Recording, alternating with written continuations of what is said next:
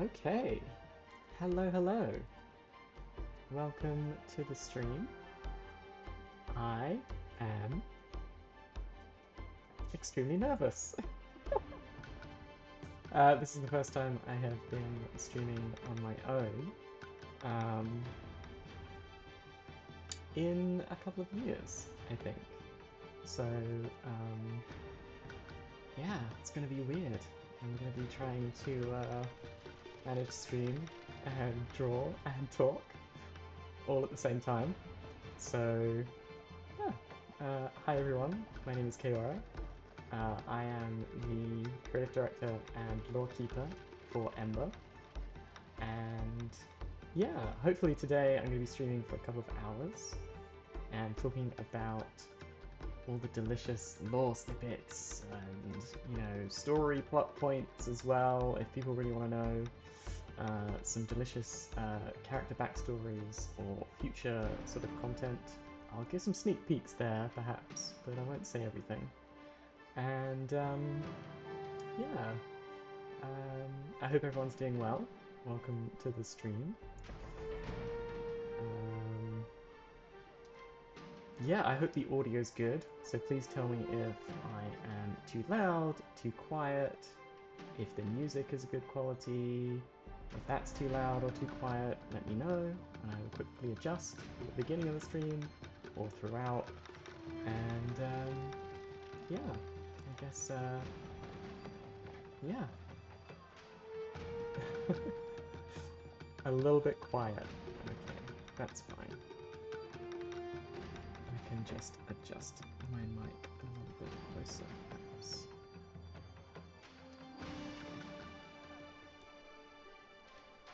So, today, the rough plan is I'm going to be working on Ordain, and I had planned to be working a little bit on the Bloodwoods as well, which is a Chapter 4 area of the game, which I will show in the game world, the current state of it anyway.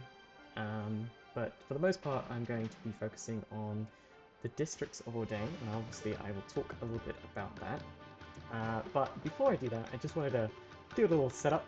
I'm sure many of you are Ember, I wasn't going to say nerds, but, perhaps that's the wrong term.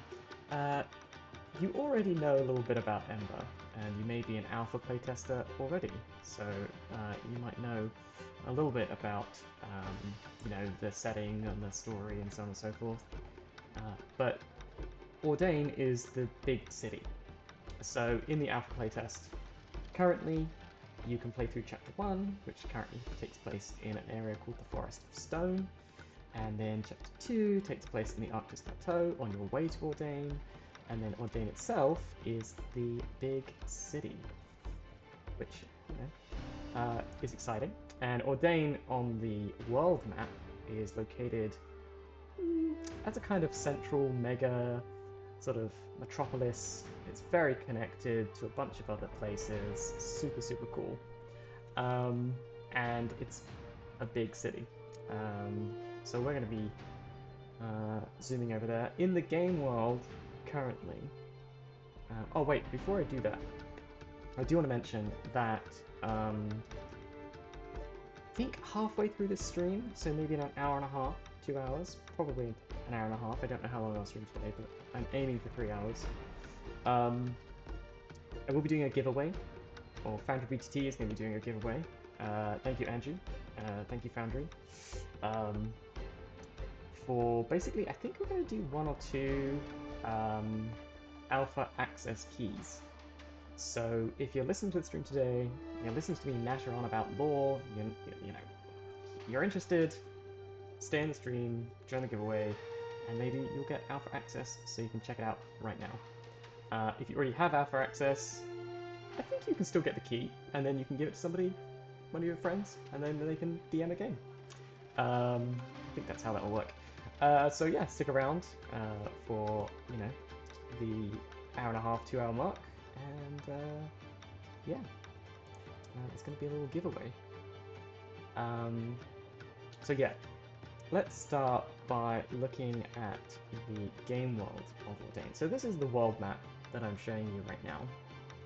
and the world map for Ember as a setting is quite large.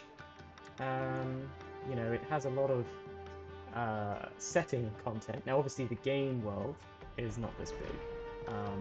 Currently, the game world where you play all the quests and all the things that we have set up is this size. So this is currently the size of, you know, where you play. This contains the Forest of Stone, the Arctic Plateau, the Isle of Kadisos, the Isle of Kortos. You know, it contains lots of lovely stuff. Also contains the Bloodwoods, north of Ordain, which is very exciting, and the Wedgelands to the northeast, northwest. So yeah, this is what you can currently experience in game. But enough about that. Let us instead talk about where Ordain currently is, and I shall switch scenes. Yay, technology, work! Everything worky good. So, at the moment we obviously are designing Ember inside Foundry BTT. Like, we're writing quests, you know, there's loads of behind-the-scenes tools, there's the Vista system tooling, there's all lovely bits and pieces. And obviously, like, writing like the quest lines and everything is a key part of, you know, the philosophy for the design of the game. You know, we are a quest-focused, you know, design team. Like, we pick a number of quests and then we design them. A lot of the time that means that art skips ahead a little bit to some extent, and during the Kickstarter I spent some time along with one of the artists on the team, Tari, who was helping set up the basics of what Ordain was going to look like, and it was a big undertaking. A lot of hours went into the, you know, the line art that you can see here, some of the big, you know, important structures of the city, and it's really, really lovely, and it's a great example of, you know, what's achievable in our game world. You know, we can move around the city, and you know, events occurring, and it's all beautiful. You can traverse everything. It's fantastic. But from an art perspective, there's a lot about this that I think still needs, you know, work. Obviously, it's not coloured. It needs lots of vibrant colour. It needs to match everything else that I've been doing. And so, over the past couple of weeks, I have been upgrading Ordain. So, what you see here, and if you're an alpha playtester, you will, you know, recognize this city. You'll be like, okay, this is the current version of Ordain. And now we can switch over and start working on the line art, and hopefully I'll start the colour in just a second as well, or the basics of the colour.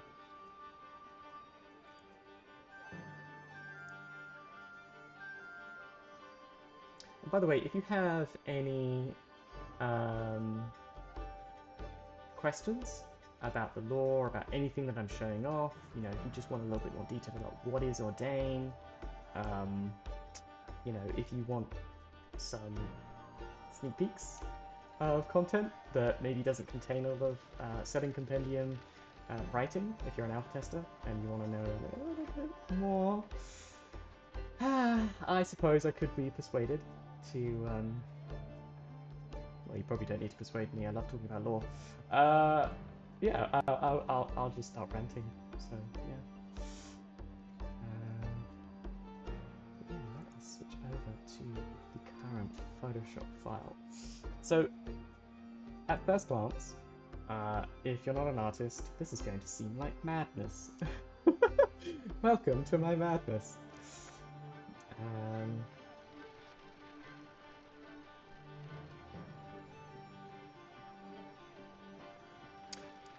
Hi Tom, isn't it a bit hard for the GM to explain how the group moves through the city? I suppose maybe. But there are things that will obviously help when it comes to the redesign, the clarity, the colour will be very sort of critical to that extent. This line art is informative in some senses, but needs work in others. So some places are pretty clear about movement. So if we were to, you know, jump over here, and let's define these events. There's like stairs coming up to this area, which is on a higher elevation, and then there's, you know, stairs going up again. You know, you kind of get the movement and what is possible, and also there's like routes that are more visible through the streets, and so we're going to do I'm going to do a better job of making that clearer, which we'll see in a second as well. So the hexes are about a mile.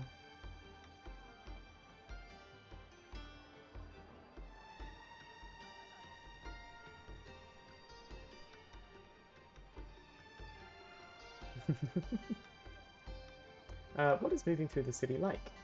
Traveling between hexes can have varying time. How long is it to travel through one end of the city to another? That's a great question. So currently I don't believe city travel is difficult terrain.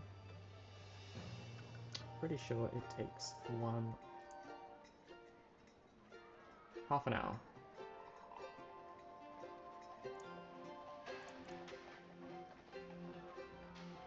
Yeah, from one hex to another. It is a huge, huge city. Going to seem like madness because I've never met a sane artist. Yes, exactly. We're all mad. So, yeah. Going back to the Photoshop file. Currently, Ordain is a number of layers, as you may expect.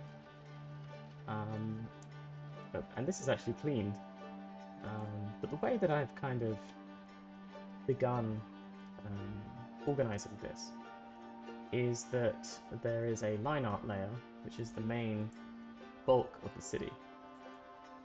Then there is a road layer, and then there is sort of additional overlay structures, because a lot of these locations, obviously, you're going to be going into interiors. So for example, here you can see I've beautifully detailed Sindarin Temple. The temple has a nice little floor and a stained glass window, and in the game world, the party token, will sit inside the building. But obviously, you know, we can put the building over the top when the party isn't in that location, and that basically is the case for a lot of these large structures. I've also begun to add other overlays for specific districts, because, and I'll talk about that in a sec, about the districts that we're designing, but a lot of these districts are distinct. In fact, every single one of them has got a custom idea behind it, for the most part. So things like, you know, the forest area here has a lovely sort of overlay, so it feels like you're, I think this is called Hunter's Wood, this district. And so when you go in here, it feels like you're entering like a forested part of the city, which is pretty neat.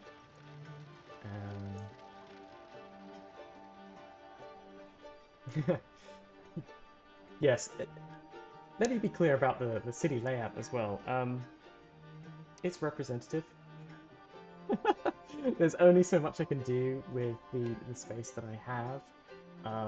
You know, the pixel width, or the hex width, is 200 pixels, I'm pretty sure. I should know, but, you know, I always forget. Yeah, it's 200 pixels. So, a lot of the time I am working with incredibly fine, and I find that the more that I do with Ember, the finer and finer the detail becomes, which is lovely, but increasingly time-consuming. But yeah, so a lot of this stuff is quite finicky and hard to smush together in a city, like trying to design like these districts, and also make sure that there's a space in the middle of every district where the party token can stand and it looks, you know, natural. It's not like the party token is balancing on a building or like crushing a tree or, you know, half into a roof. But yeah, you can see I've got this kind of guide system. For the most part, the guide system is a safe guide system. So you can see in Ordain itself, I'm cheating. And that's because in the game world, the party token is a little smaller than this one. So it can actually sit within these hexes quite comfortably. Some places, though, are obviously like not correct. This little chimney will have to be removed. So, you know, that kind of fixing is still required. Can't wait to get my group into the city. We're at chapter 1, and the start is amazing, getting into everything. I'm also looking forward to chapter 1 where the region opens up. Yeah, so the chapter 1 content we designed to be a tutorial, basically. I mean, it's very much trying to teach people the new mechanics, because there are new mechanics and systems that are going into Ember. There's a lot of new things that you have to sort of like, you know, understand or work out, and the Forest of Stone is a setup. You know, there's a great story going on, and it's a great setup to the overall plot, but it is, you know, a little bit more railroady, and you know, it gives people a path. Well, there is a big choice whether or not you go north or south, but generally speaking, it's a path. A bit more prescriptive. And then after chapter 1, as you go into chapter 2, that's when the gameplay and the region exploration and everything else just, boom, opens up completely, which is very, very fun. Yes, so I'm currently playing the game world music. This is the actual music from the game world. So I'm playing Ordain. This is Ordain music. This is Ordain calm music from Ian, tabletop RPG music, which is pretty nice. Just want to check if the tension music works.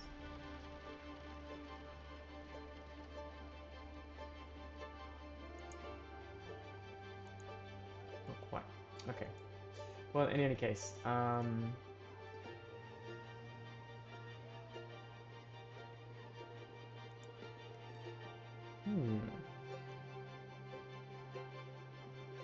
just got some interesting feedback.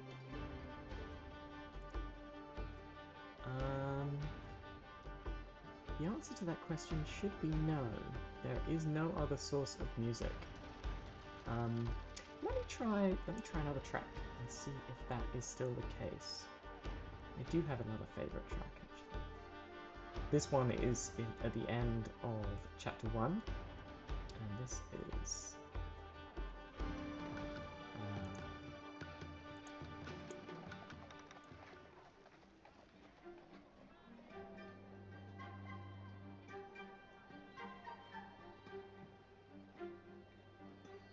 so this is Hellcast music, which is a wonderful track. Oh no, the Hellcast Festival is my favorite.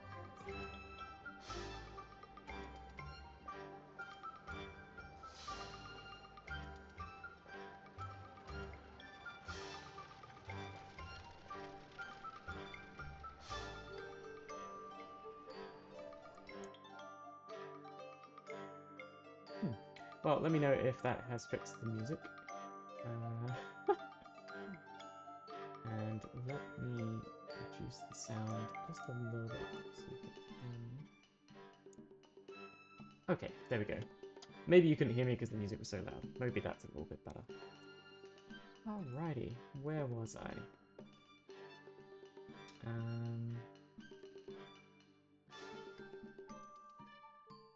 Hey Jordan, thanks for joining.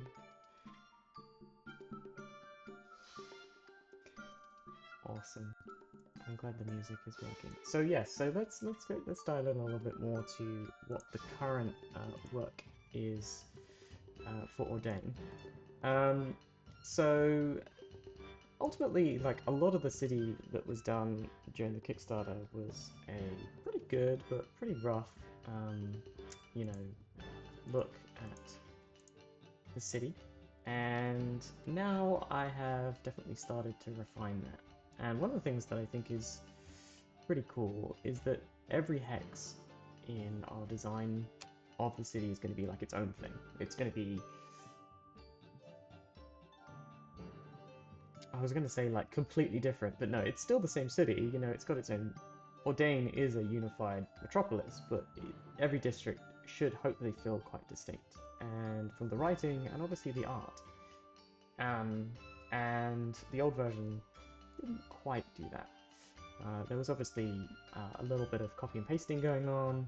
A lot of the buildings were the same, and although it looks generally pretty good, I have spent a lot more time on certain hexes. So at the moment, this, oh, wrong color. Let's do like a this hex, this hex. I'm going to highlight some hexes to talk about that I have done that are a little bit more unique. These ones are finished up, and the rest of them are still old. So one of the hexes that's... Oh no, I know one. So one of these is called Temple Ward. This is the district where there are some major temples to some of the deities in the Ember setting. One of the big ones is a temple to Sockets, the god of souls. Another one is to Lantir, the sun. And another one is to the Shard God family of Kartu, Vakala, and Reneka. So this is the sort of Temple of Sockets, this is the Temple of Lantir, and this is the structure which will, I think, what I'm going to do here from an art perspective, which is going to be quite fun, is do like a little effect of lightning. So you're going to have like a lightning rod. It's maybe going to be wreathed in a bit of...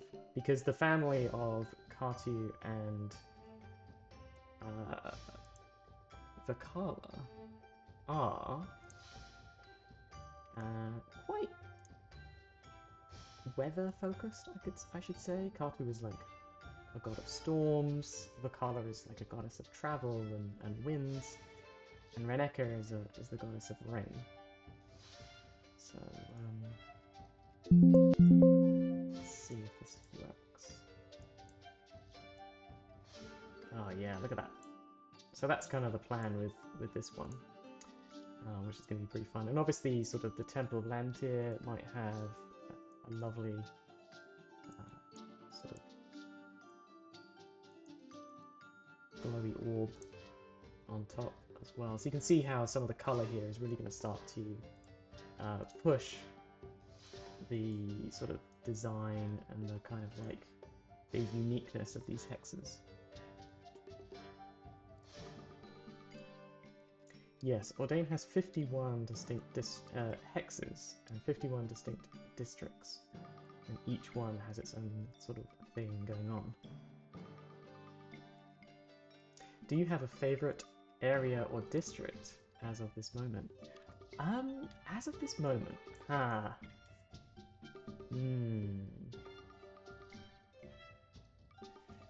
think my favorite right now is this one. So this is Spellbreaker Tower. What? No!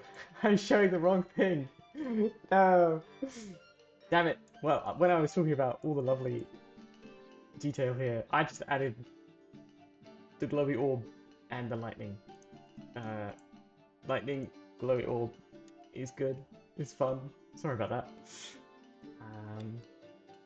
But yeah, lovely Temple Ward District. This is the Temple of Sockets. This is the Temple of Lantir. This is the temple structure for the Katu family. Ah! Oh dear. Should be seeing art happening.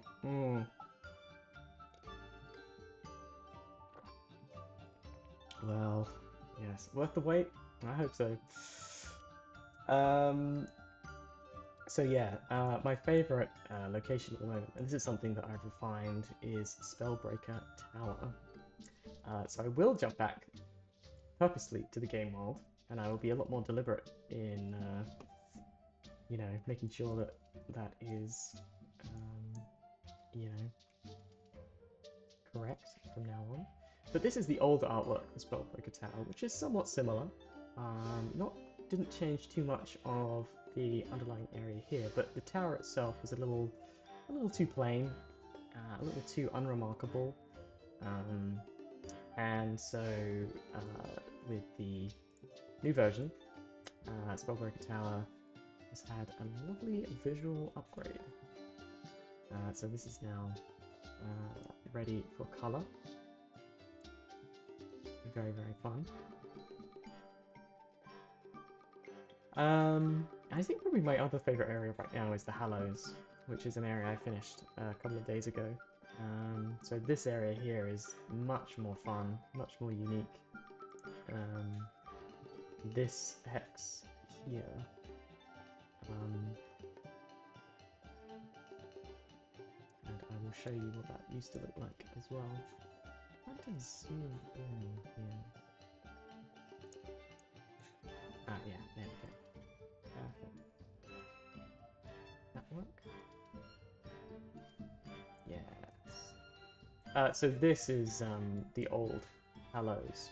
A little bit more sort of random rooftops and just a couple of towers smushed together.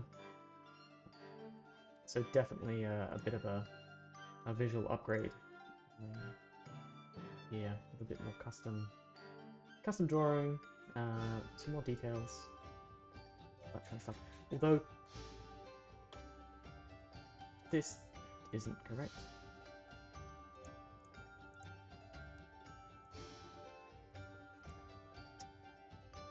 Always notice something, don't you? Get out of here. But yeah.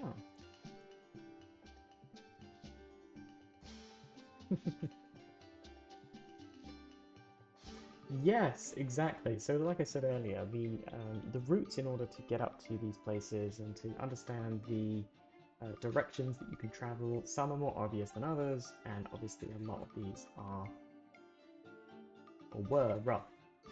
So the next part of the design of this hex here, which I'm pretty sure is called Cutter's Passage. So this hex will have a kind of stairway or a path that leads up to it, so it's basically obvious to players and to the GM or whatever that, oh yes, so you can get up to the Hallows from this hex, which is necessary, I think, in a lot of ways.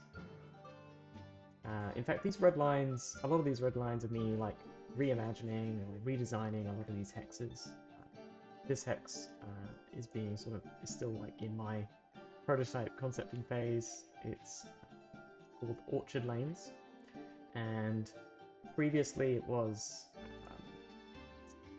pretty flat and had only a couple of buildings, but now I'm going to try and give it a lane feel, and I'm going to add a lot more trees, a lot more little orchard, feel to it, so it just basically matches the description and feels a bit more custom.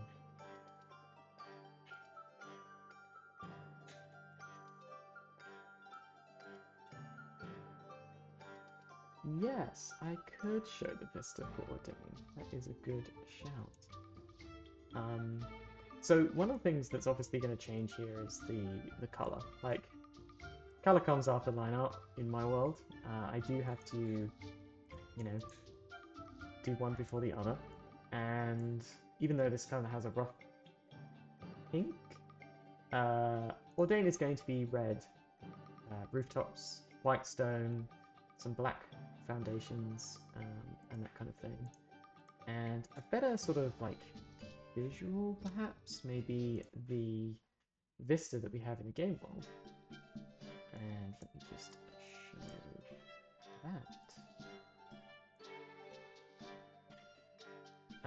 So this is something drawn by one of our artists, Rita, which is the general sort of overview of Ordain, which is very beautiful. It contains the Ordiner, it contains Sindarin Temple in the background here, and this kind of shows the verticality of the city a lot more than the region map in a lot of ways.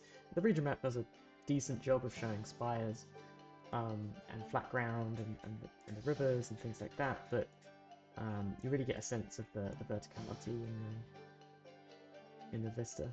So a lot of this is going to have red foliage, white sort of stone, sort of this darker sort of like basalty color around the base or the foundations of the city. And yeah, eventually there will be an alignment on color.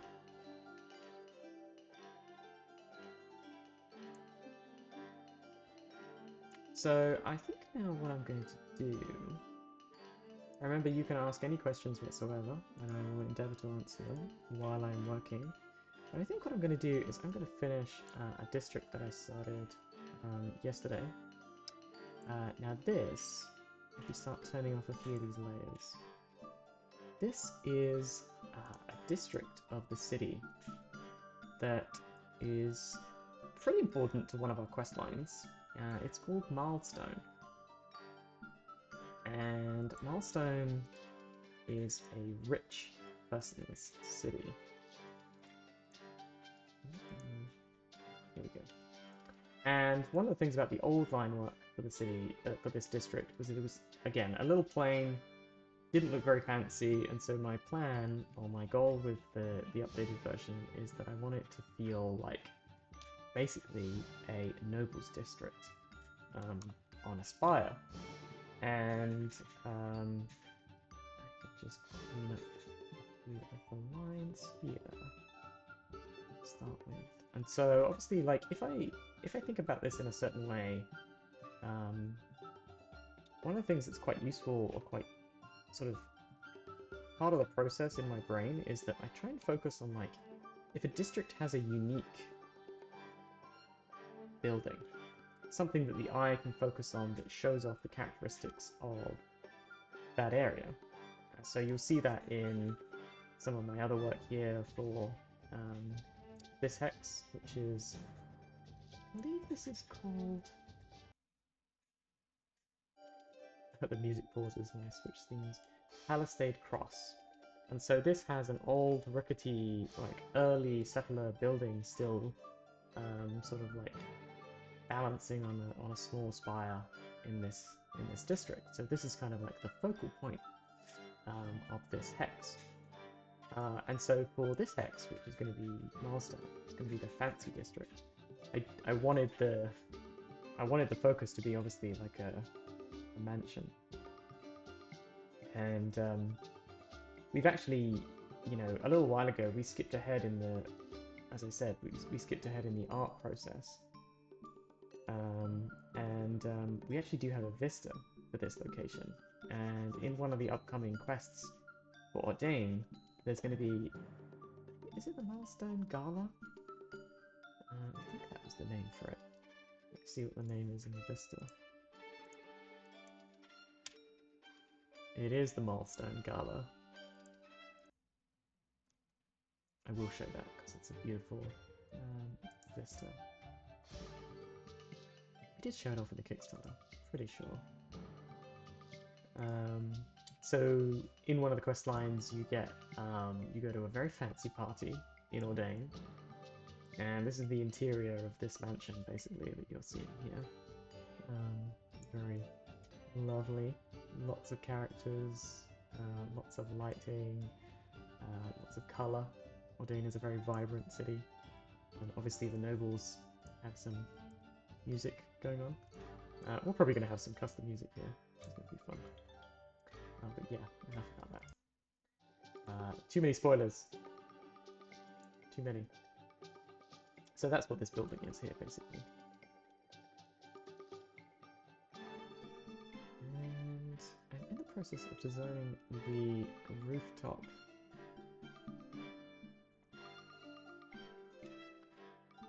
And so one of the things I do, which is probably going to cause people to have absolute vertigo, so if you have that kind of problem, then please pay no attention to the fact that when I'm doing the perspective for these buildings, I do actually rotate the entire canvas. Which, you know, I didn't do a lot of perspective work previously. I actually sort of started doing perspective work literally for the Ember project, and it took me a very long time to get to grips with perspective. But now it is easier. Yeah, I'm not sure if it just clicked in my brain or not, but yeah. Again, part of the artist's madness, perhaps. Welcome to my world of twisting angles.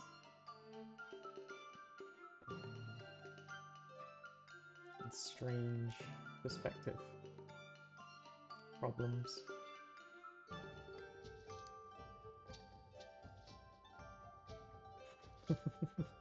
I mean, there is actually for the Hallows, you're saying a lot of stairs, but actually the Hallows also has a an elevator. So there are structures on these buildings with elevators, because the passage of goods around Ordain can't rely simply on stairs. That would be a lot.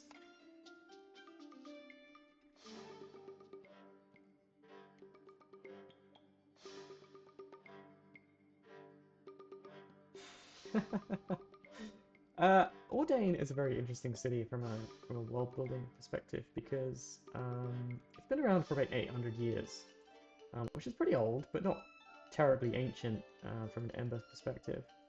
But one of the things about Ordain that's pretty interesting is that it's largely peaceful, and has historically been very peaceful.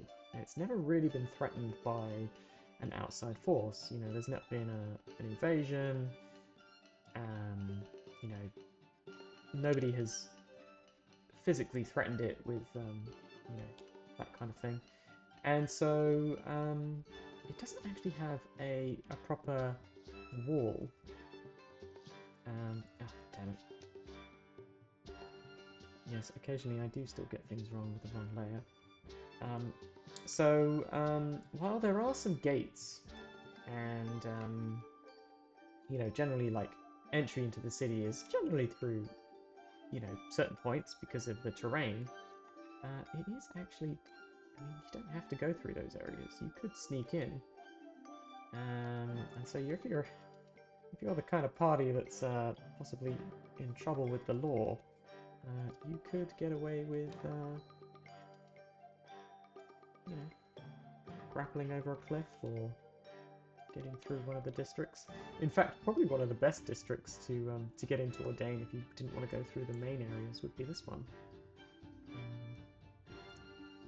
This is called Lantern Roads, and on the this is grass. This is just a small cliff, and you could just be like, whoop. And Lantern Roads is actually a hive of smuggling operations, because it lies just south of the main gate of the city. So fun if you're, you know, that so inclined, that kind of party.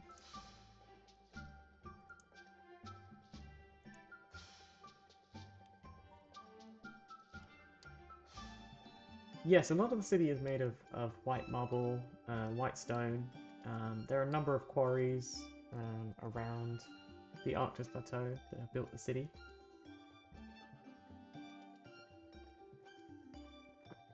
Having the map and then additional the vista of the city and some scenes will create really a lot of depth and atmosphere. Nice work. Thank you very much, Tom. Yeah, it's a tapestry, you know, like by the end of the process we'll have lots of different vistas, we'll have battle maps, you know, the feel and tone of the city will hopefully be really vibrant because you'll have lots of different ways to express, you know, the scale or the difference in the districts, and you know, just show off exactly how, you know, Ordain is supposed to come across to players, all of that stuff. I don't know if that made sense, but you get the idea. That's crazy, you're so good at it. Well, I mean, like, you know, this is after now a couple years doing perspective sort of work.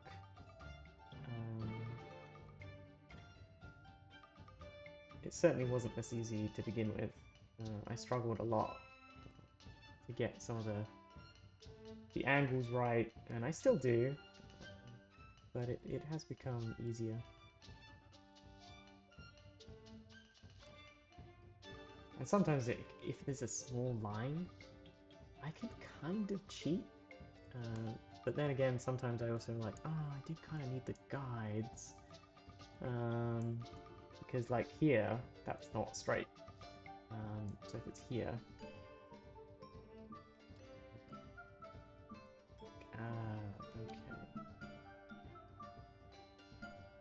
okay,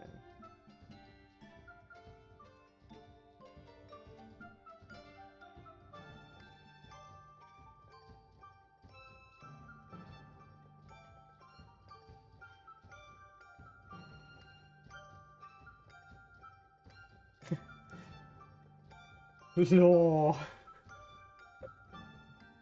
The chapter 3 quest that takes place in Milestone is really fun. It is a heist. I think it's something that Andrew personally is incredibly excited for because, you know, there's always room in a story like as big and as grand as Ember to have a heist going on, you know? It's like, ooh, okay. And something that Andrew personally was like very excited and was pushing for pretty early on, like goes back a little ways now in the phase 1 planning.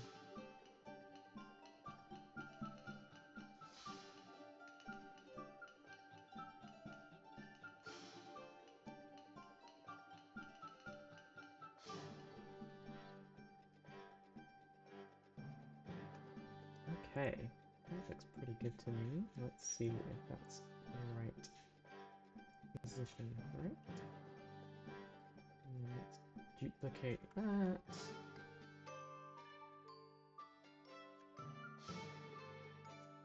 No, that one needs to go back. Pixel. So you see how difficult or how sort of the difference between like a certain position of a pixel or not is quite important, at least to me anyway.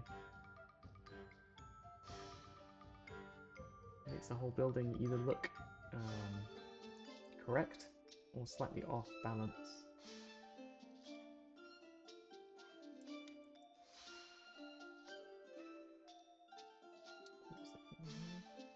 Oh yeah, and then obviously like, you know,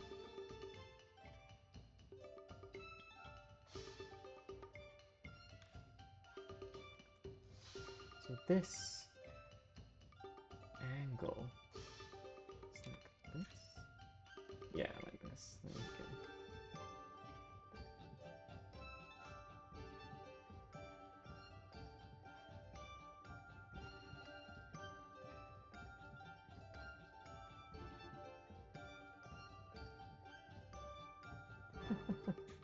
I suppose not. Like a lot of the stuff that we're doing with Ember is revolutionary and, you know, hasn't been done before. Sometimes it's definitely easy for me to forget like how many of the systems and how many of the things that we're doing and putting into this product is new, or, you know, it's been done but not done in a way that sort of combines everything for a virtual tabletop. And I do sometimes lose track of it, you know? Like, I do lose track of, get rid of some of these layers. Oh my god. The layers. The layers. I tidy things up. Otherwise it gets too much. But yeah, so merging that now together into one layer, that... Oh, no. One layer. I say. Nope. One layer. I say. Yes, there we are. So, you know, it makes it a lot more easy to figure out.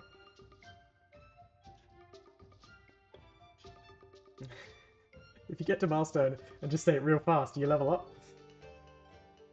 I mean, DM discretion, right? That's up to the individual. I would say sure.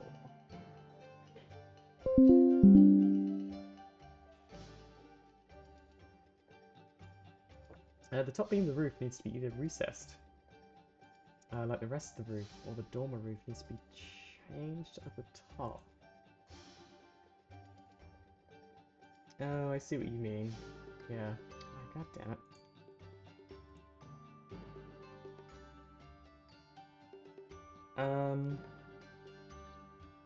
Can I fix that by doing...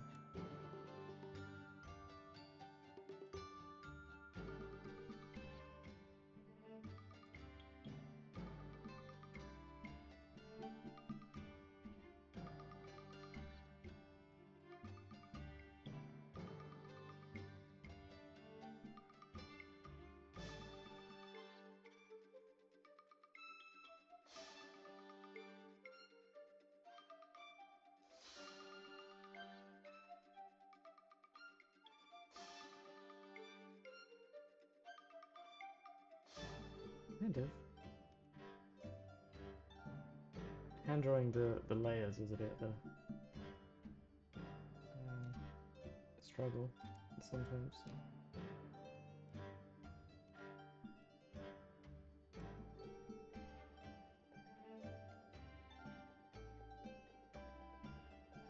That looks a little bit better, a little bit more 3D, I think.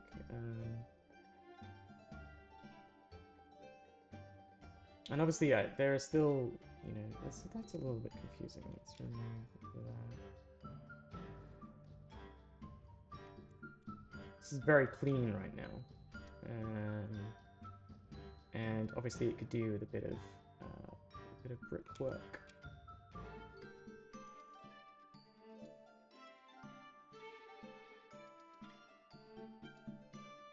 Give it some detail. A few little cracks in the plaster. Yeah, that kind of thing. Individual stones.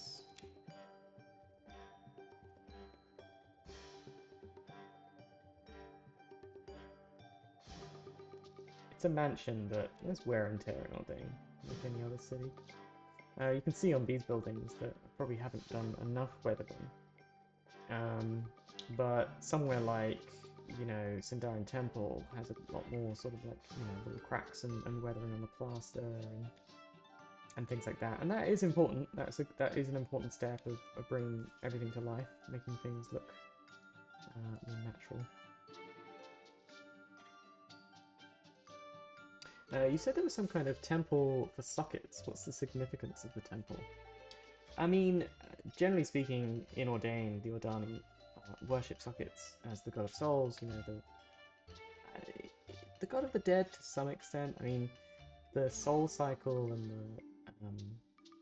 the way the Ordani treat the passing of you know, loved ones and death and all that kind of stuff is tied into the philosophy of sockets, which is obviously like when you die, I say obviously, but this may be new information for people out there.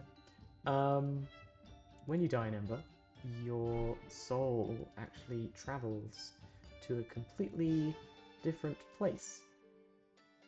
But it is not a different realm. And I can show you that on the world map. So, if, for example, you die in Ordain, your spirit, your soul, actually doesn't disappear into a different dimension. It actually travels physically to a different continent. So it will go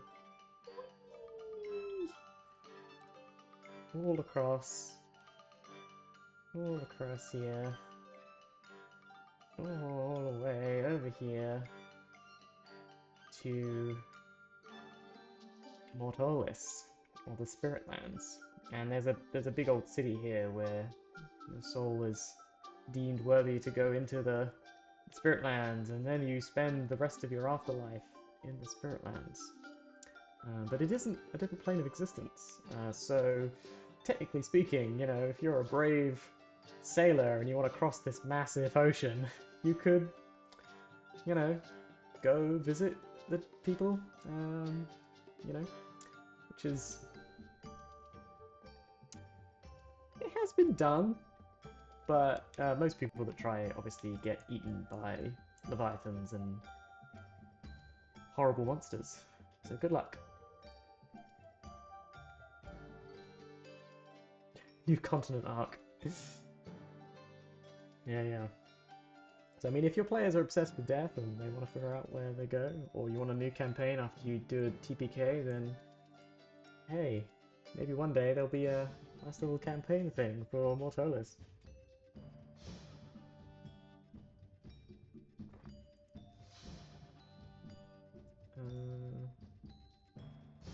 Oh yeah.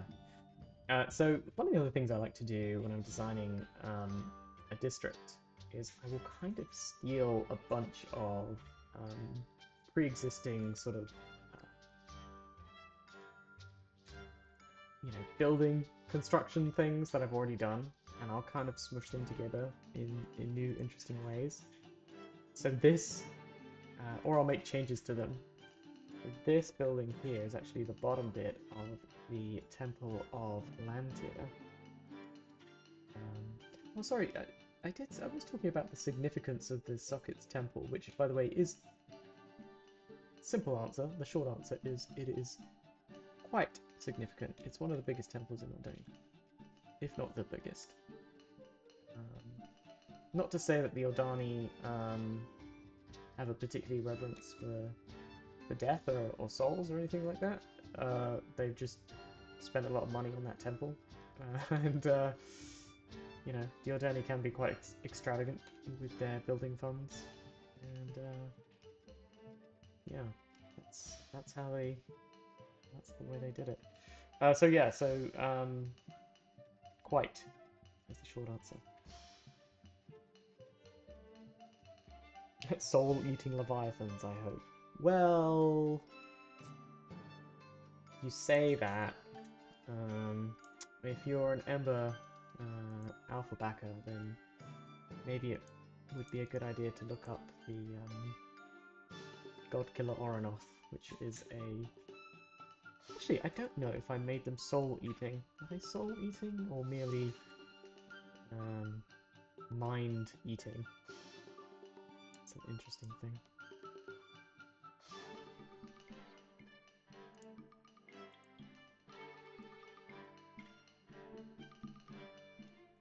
But yeah, so I've stolen the bottom half of the Temple of Lantir here. And what I'm going to do is I'm going to take off some of that symbolism from the wall work. And I'm going to kind of nestle it in here and make it look like another, you know, fancy mansion in the posh area of the city.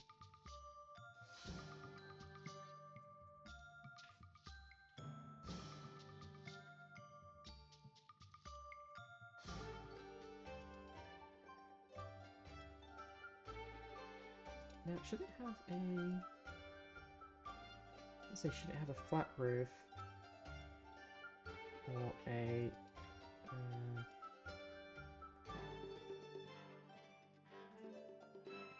Tiled roof. I shall let chat decide. No,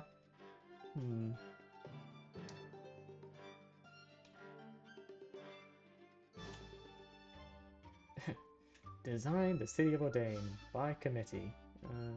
Is that a good idea or is that a terrible idea? I don't know.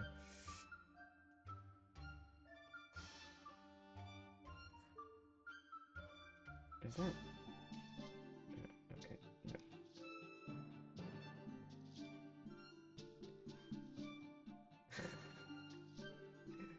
Oh dear. I think every ship in the harbour of Ordain would be called Boaty McBoatface, which is funny, but not very lore consistent.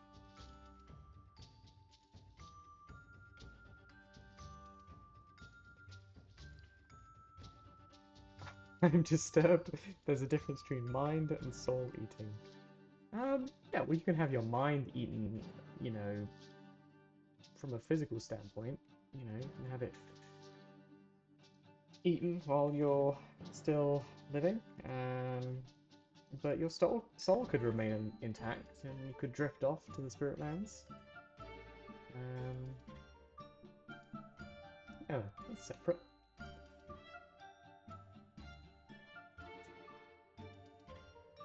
I say, also admitting that that is a horrific thing to say.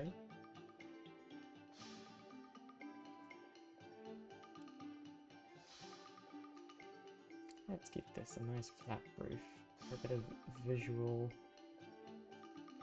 you know, difference. And you know, nobles love to party.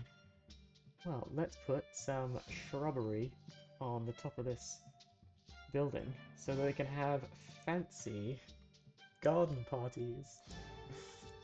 Whee! Ooh, sorry, I just got overwhelmed by the potential idea there. It's like, oh my god, that's a great idea. A flat roof so they can have parties.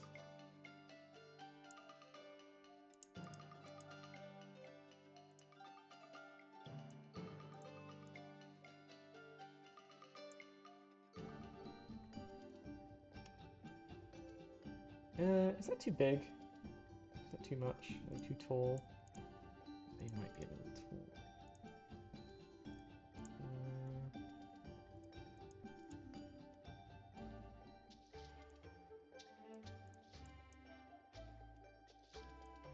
Yeah, maybe a little tall. Let's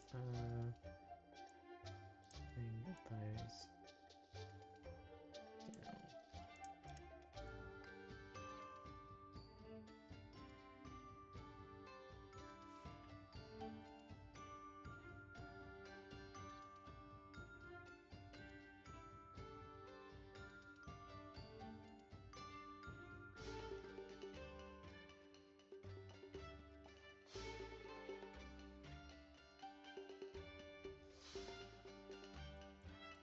Maybe we need some more pots or other interesting elements.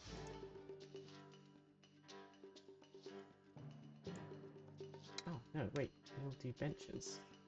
Yes.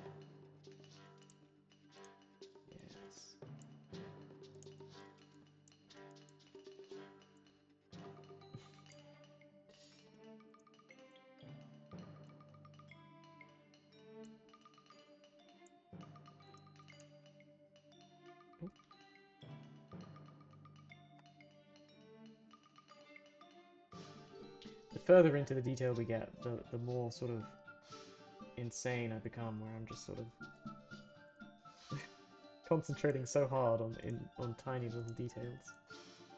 But hopefully it's interesting. Hopefully it's like, oh my god, you know, that's pretty crazy. But yeah, I think that's pretty cute. I like that.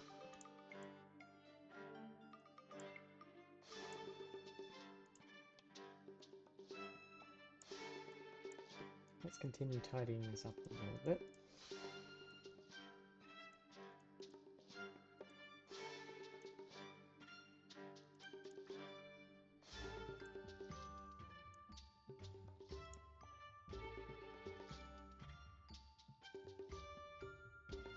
what qualifies as junk food in Ordain? Well, I think one of the things that I would absolutely love to do, and something we haven't explored a huge amount, but food is a huge part of my life. I love food. I used to be a chef, and long time ago. And one of the other members of the team, Clary, absolutely adores talking about the different kinds of foods in Ordain. And I agree, like, you know, well, not just in Ordain, but the setting overall, like, you know, cultures, you know, groups, peoples, you know, everything about that is interesting. And one of the things that obviously would be fun to do at some point is to really delve into that and, you know, create little dishes or menus, really get into it. We have a district in Ordain called Restaurant Row, which is going to be a very foodie place. Lots of restaurants and, you know,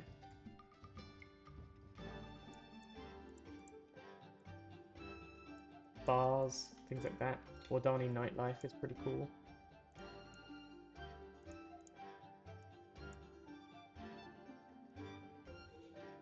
Yeah, triple fried tricket. Yeah, we have a cute little trickety thing. Is that in the game world? Do we have any tricketies in the Vista system? Are they actually uploaded, Andrew? Do you know? I don't think they are. They're not an actor. But they might be. Are they in the Golden Flats?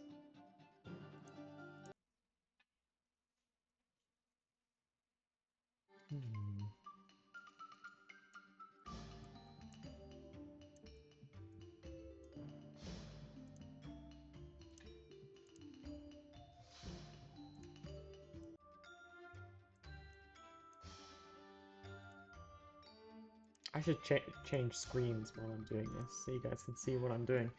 But I'm looking through the game world and I'm like, we have this cute little critter which is extremely edible, and I don't actually know if it's in here.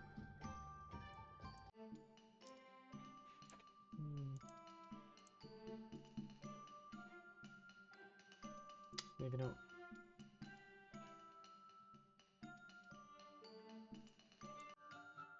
Ooh, nope, that's a work in progress. Don't look behind the curtain. No, I don't think there are any here. But yes, there's a gorgeous little thing. Maybe I can find the artwork somewhere. Maybe it'll take too long. Yes, also that's a good idea. Change up the music.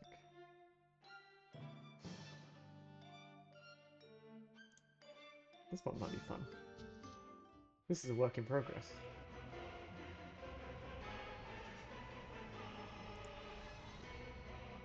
Oh wow.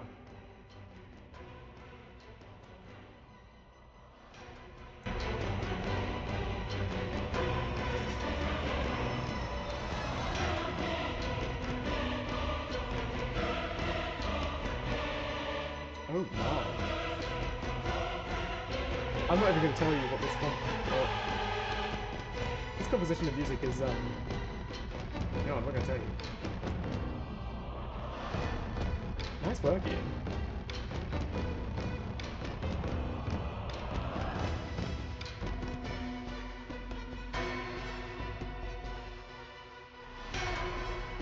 Natural llama cooking eggs.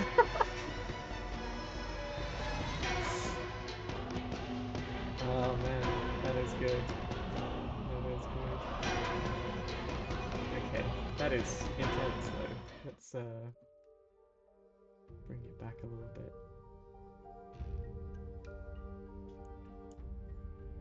There we go. Something a little bit more gentle. Yeah, this is fine. everything on fire. But yeah, there's some great music. I wonder if eventually we'll have a way of having you know, a timer for like changing a track to something else. You know, like I can sit here and listen to this all day while I'm drawing. And obviously, Ian has done fantastic work to make sure nothing feels repetitive and the composition changes dynamically. Like, the system is fantastic, but you know, changing that kind of thing. I need to change this a little bit. Is that not working?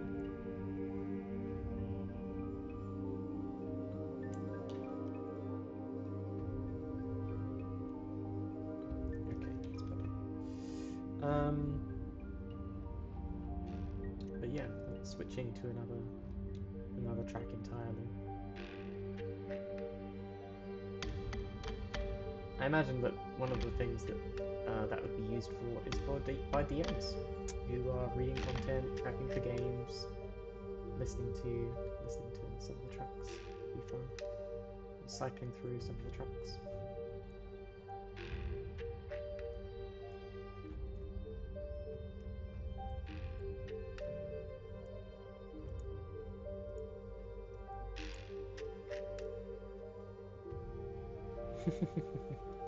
Suits deadline work. Yes, absolutely. Oh, yes. Your project is due. Your project is due by tomorrow.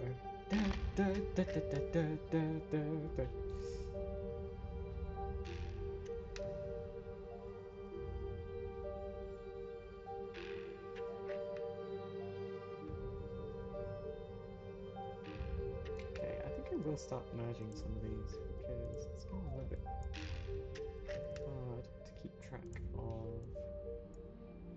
what my working layer is. Not that one.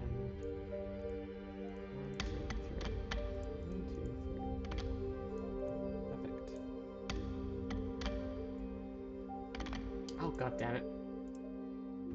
Thank you. Just being like, ah, I'm working again.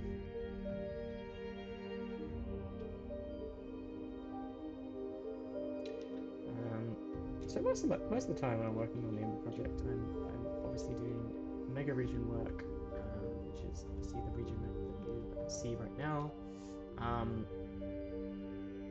Or I'm writing. I am writing quests, writing lore, you know, doing some organizing, managing, doing meetings and things. But I think some of the region map work is perhaps some of the most relaxing and calming in a lot of ways. Being able to put on some chill music and, you know,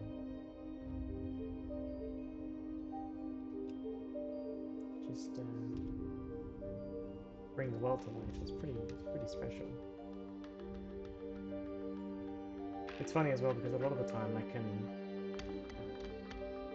talk and draw, which is one of the reasons why I decided to do a stream today. It is a little harder than I thought. I used to be quite good at it, but it's you know, it's a little bit tricky.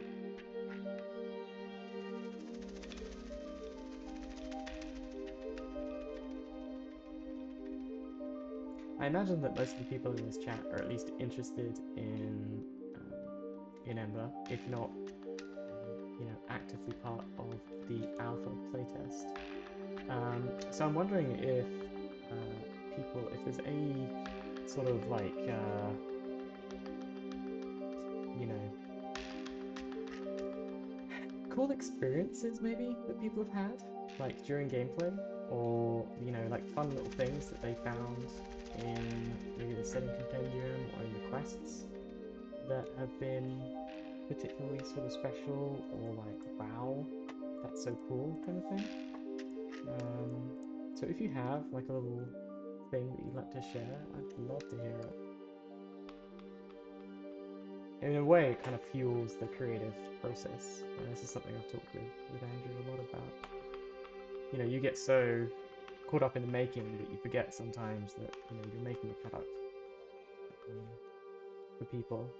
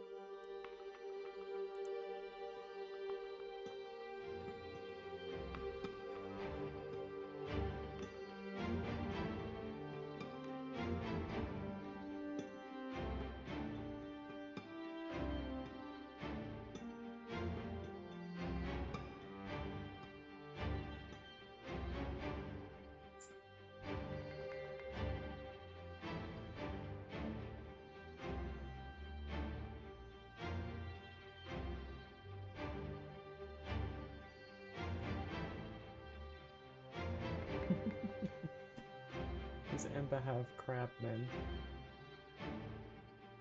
Ember has... I don't know if this qualifies as massive spoilers or not.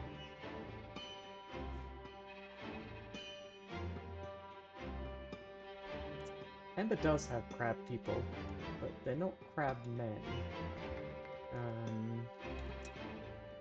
If you look through the setting compendium, there's obviously playable ancestries, and ancestries are kind of like the distinction of they're sapient, they're sentient, you know, they're people. They might look different, they might have different forms, they might come from different places, different origins or whatever, but they're people, right? And there is a distinction though that, you know, if you're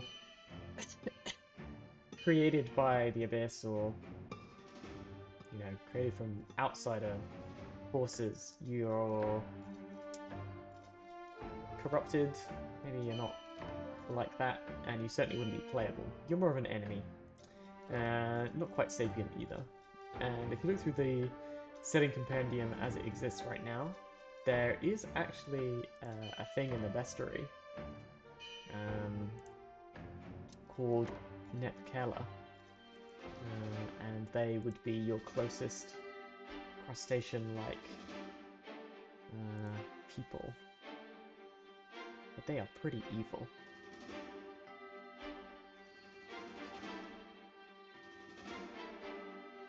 Asking the real questions. Does Ember have crab people? Good news. It kind of does? Question mark?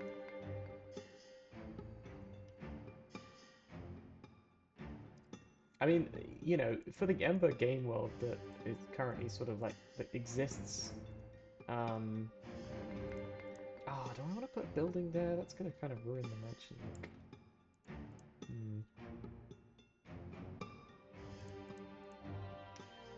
Interesting. Yeah, so in terms of like ancestries, one of the things that is obviously like, we had to set some limits. You know, Ember is a big setting, it's a big world, there's lots of different ancestries, but for the game world we had to set a limit and say like, okay, well we've only got X number of playable ancestries. But, you know, there is actually quite a few more. You know, if you look through the lore, there's references to, you know, other ancestries that are not currently playable, that might be playable in the future, depending on several things. And there is one ancestry that I personally love, which is the Caeora. And the Caeora is an aquatic ancestry that's kind of a cross between deep sea fish and a mermaid and, well, I guess maybe that's spoilers. But yeah, like they are, yeah, they're a pretty cool ancestry, but they're also quite large, and you know, large ancestries, large species are a little bit more tricky. From a D&D perspective, anyway.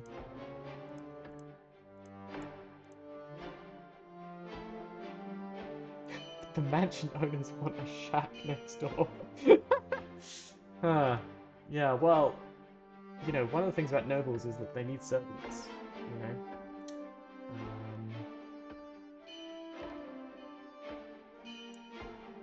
I was gonna say, maybe I'll steal one of these.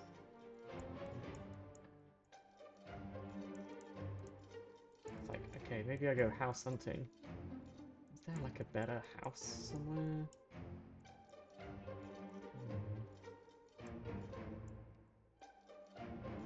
No. Oh wait, over here?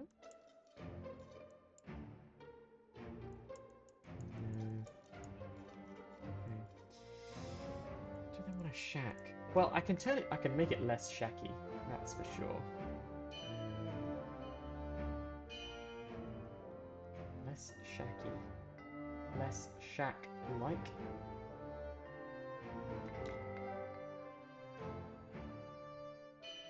I can give it a fancy foyer. Oh god. I've only been streaming an hour and I'm losing my mind. A foyer. Oh, so fancy. So special. So a reminder that in about half an hour, actually not even half an hour, I think in 15 minutes or so, I will be doing the giveaway. So if you are interested in Ember, if you find the babbling interesting, and you want to see what the game is about, then stick around. We're doing the giveaway in about 15 minutes.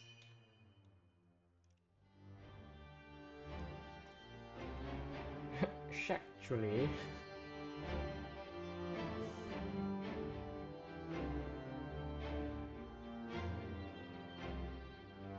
Oh no, I should make it like a roof thing.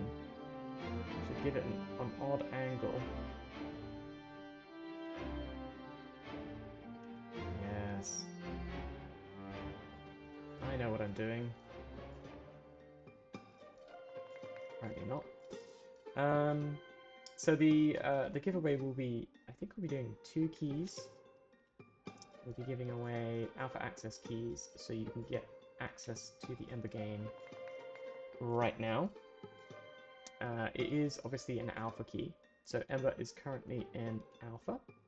The alpha includes chapters 1 and 2, which in total is a pretty significant chunk of gameplay, but still pretty early days.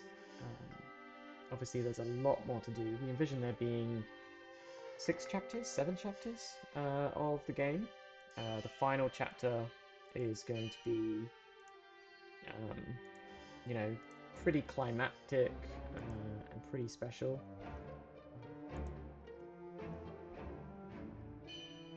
So that's fun.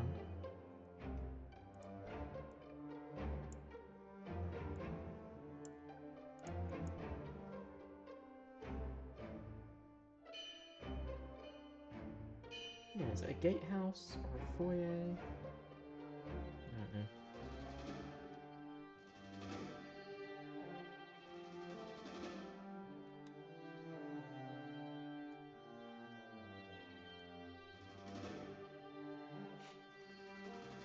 A slide.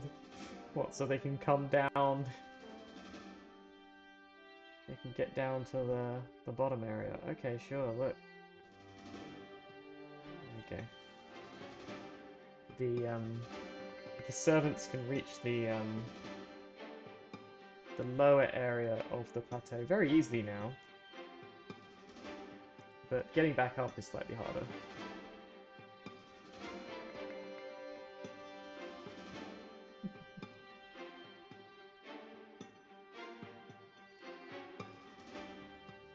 See, this is the problem. If you give me silly suggestions, I will do it.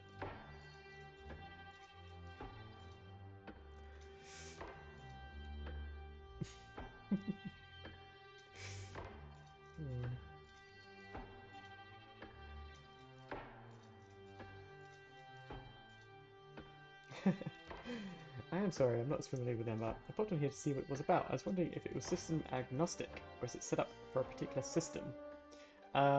So Ember is D&D and Foundry VTT's own custom system Crucible. The alpha currently only has D&D support, but there will be Crucible support coming very soon. In fact, I don't know if Andrew wants me to tease this or not, but fuck it. Oh, sorry, excuse me, French. But screw it. In the next patch, there will be Crucible character creation, which is very exciting. Something that Andrew is very proud of. And you will be able to create characters with all lovely Crucible stuff in Ember for the first time. So if you've been waiting around and you've been like, oh, I really hate D&D, or I want to play a new system, then Crucible might be your thing.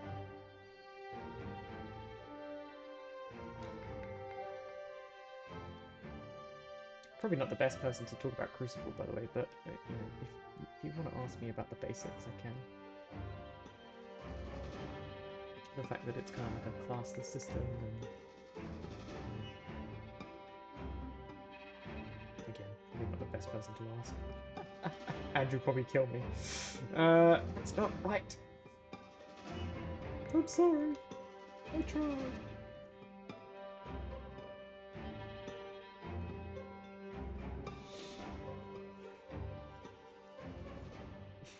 Ancient Adir escalator. Just like a elevator music. Yeah.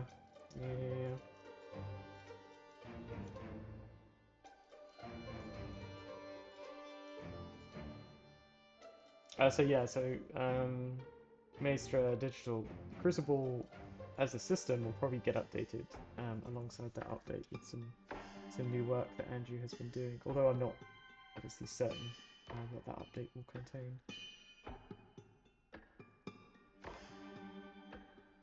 I kind of like the slide idea. It's kind of crazy, but it's kind of like, huh.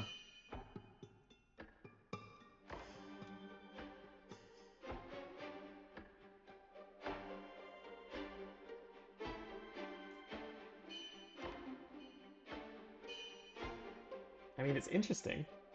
People looking at this are going to be like, why do they have a chute? And I'll just be like, well, about that. Oh wait, it doesn't fit the terrain.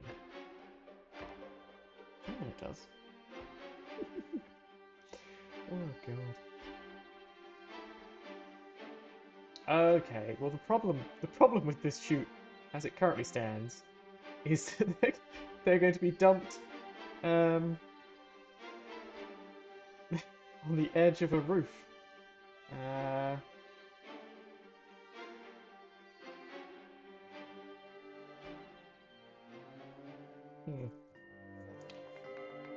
Well, interesting.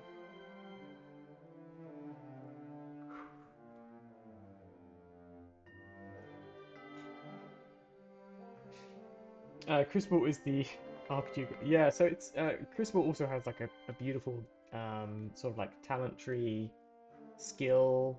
Is it talents? Yeah, talent skill tree thing like Path of Exile. If you play that game, so you start at the middle and you kind of there's a big branching choices system. So picking a choice in this direction gives you maybe like a different action or a different skill or whatever or ability, and you can sort of like choose your own sort of like thing down or around the skills, the skill tree.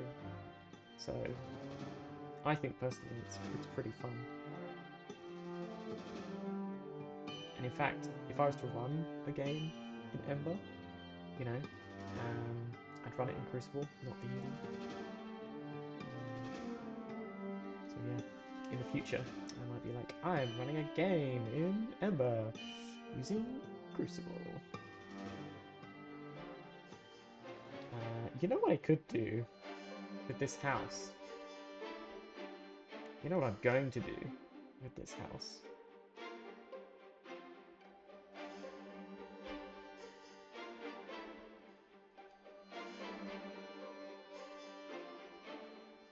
Is I'm going to put a hole in the roof.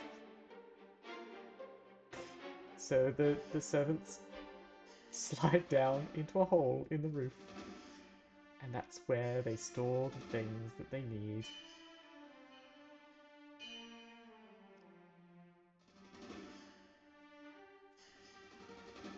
And you might be asking, why? And a better question is, why not?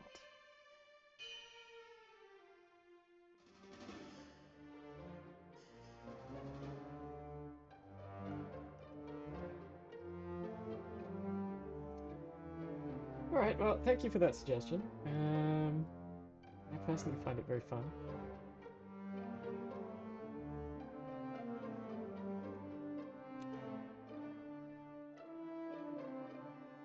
I'm going to get some questionable,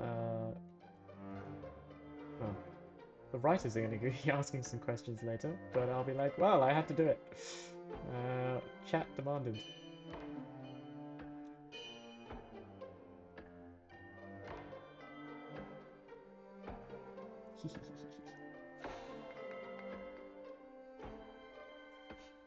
Spare servants.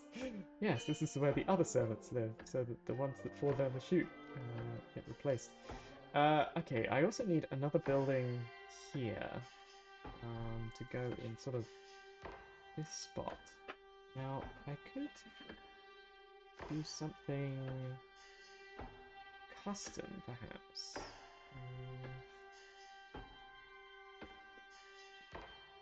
Look like that. I think I'm going to have to do something custom here, because nothing else is going to fit in that space.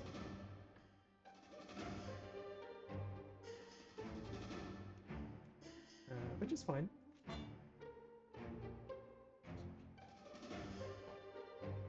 Shouldn't be too bad.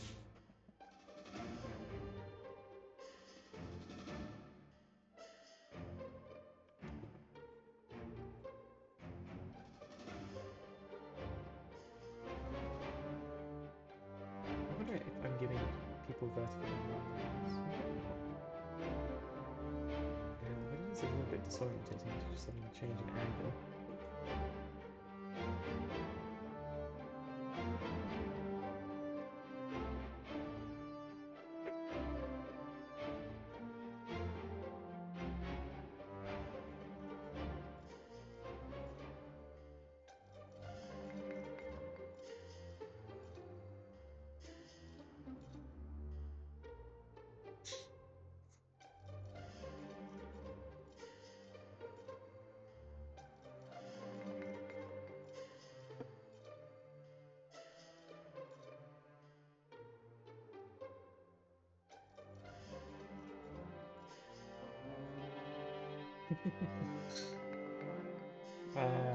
So I am going to give away in just a second.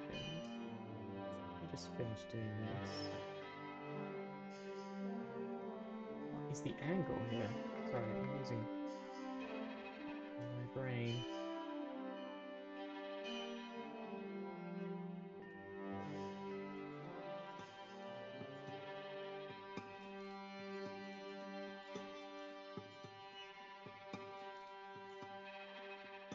Okay, that looks good. Well, it looks acceptable.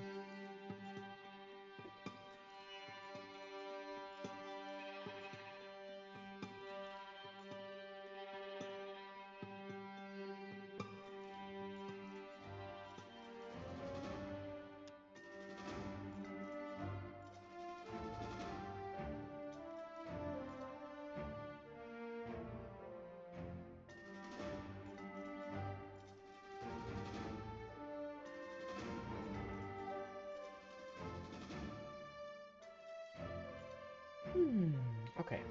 Alrighty. Okay. So, let's pause here a little bit. Oh, wait. No. Tease. Let's clean this up.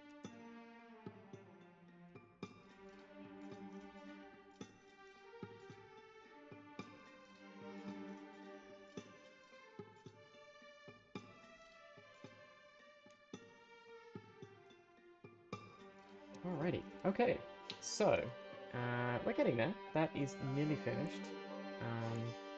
I think the other thing that's going to be fun in a second, and something I'm really quite keen to do, is do some color in Ordain.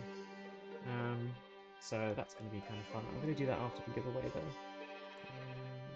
Let's see if we can do some fun stuff.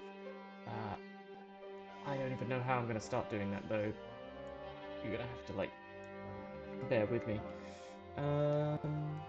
Let's do the giveaway.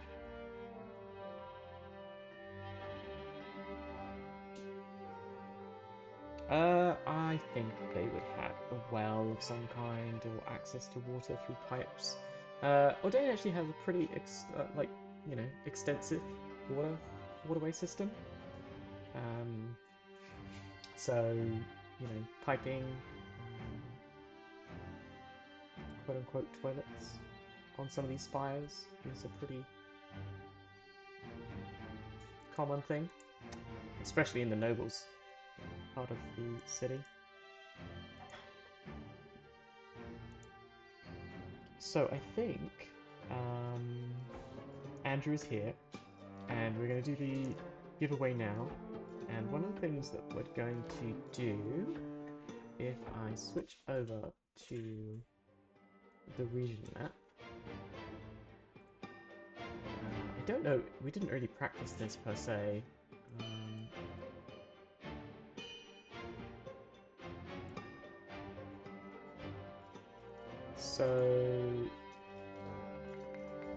Okay, yeah, the way this is going to work. Okay, so if you are logged into Twitch, make sure you're logged in. If you want access to or you want to be part of the giveaway, we're going to do 2 keys, I think. We'll do one and then the other. So if you are currently logged in and you're viewing the stream, then you're automatically going to be part of the thing. We're going to grab all the names of the people in chat. If your name comes up, then say something in the chat. Make sure you're here. If you're not here, we'll re-roll again. So we're going to grab all the names from chat now-ish, and we are going to roll.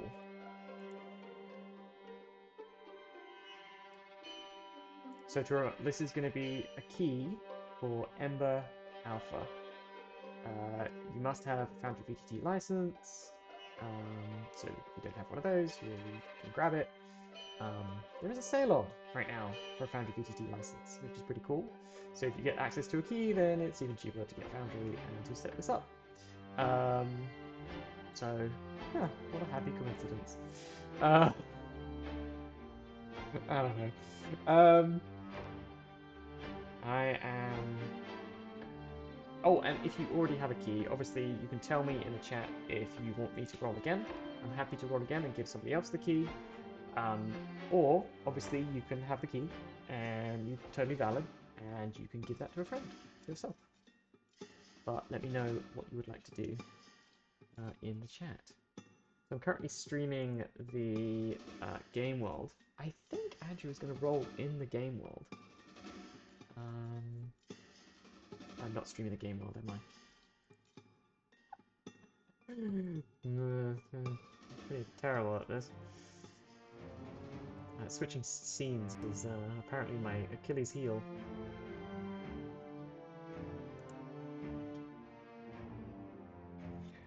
Note, you are still on Photoshop. Thank you. I mean, it does help because, apparently I'm bad at this.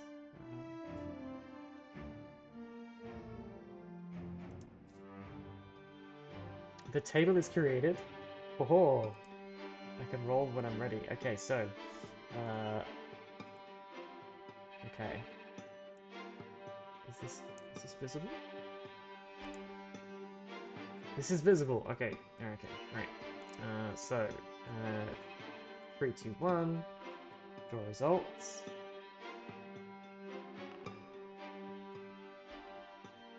$47. Laszlo Lessons. If you are in chat, which you should be, and you are here, send a message in the chat and say hello or hi. Some indication that you are a human and not some abyssal entity.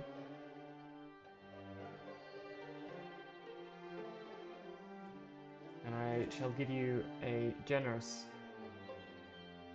minute.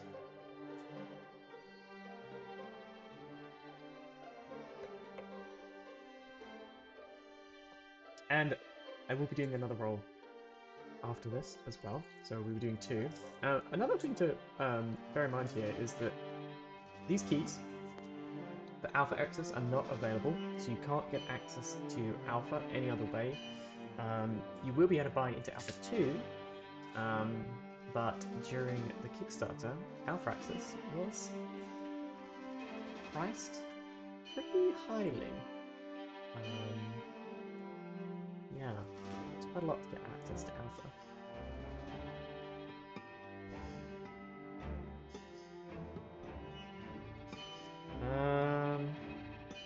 Abyssal entities cannot play Ember because as the creator, I will try to destroy them.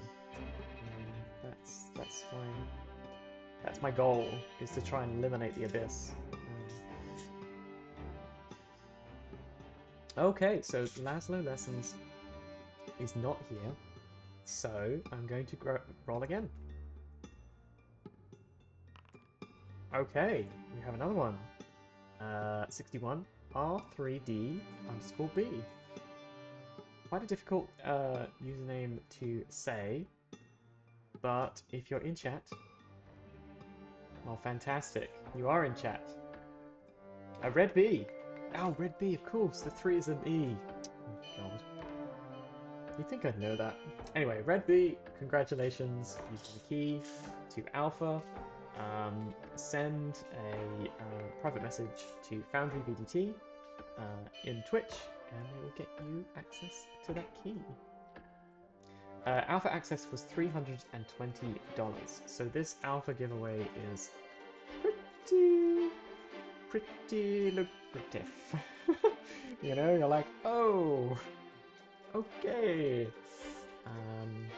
Yeah, I think Andrew's being very generous with 2 keys. Oh wait, and it's not everything that the Alpha tier had, so it doesn't include any of the hardcover books or, you know, the physical merchandise or even some of the digital stuff. This is just access to Alpha, but still, it's pretty expensive. Cool. Okay, so I think.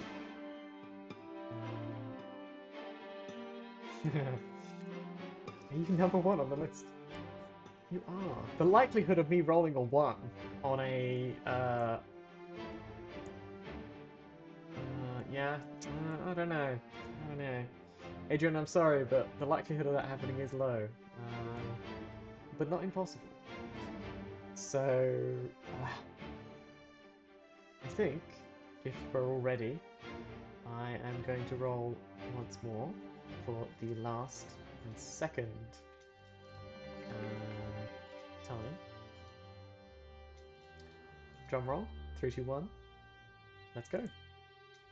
This should be slower. 84! Okay. So we have Tax 5012. Did you literally just type? You just won.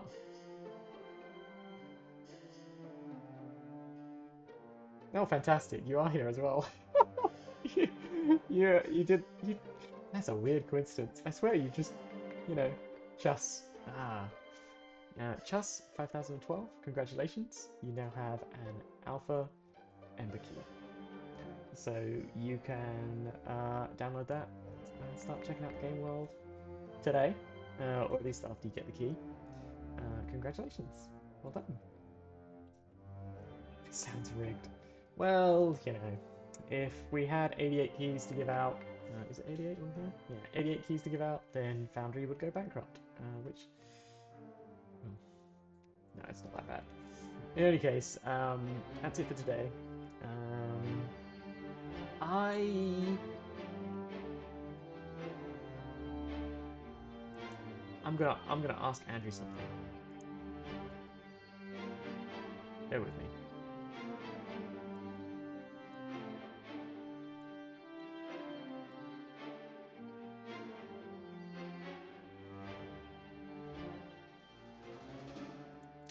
In any case, congratulations to the winner. I hope you enjoy Alpha Access and play around the world. I am going to go back to what I was doing and what I was talking about. One of the things, before I do that though, I haven't really talked a lot about the lore.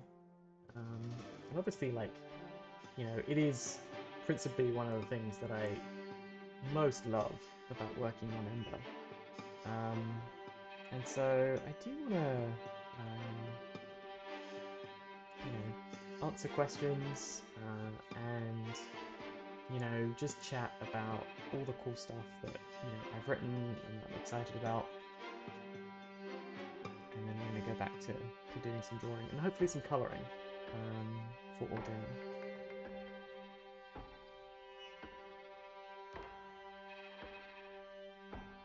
Oh yes, and if you do want to win access to an alpha key, that's a good point, thanks, Andrew, there is going to be another stream for Ember, which is going to be a dev stream, which is going to be talking more about the upcoming update, the patch notes, what's coming in the next patch, and that is going to be on Saturday the 31st. Not sure what time, but check the schedule. It's available on Discord and likely elsewhere on social media.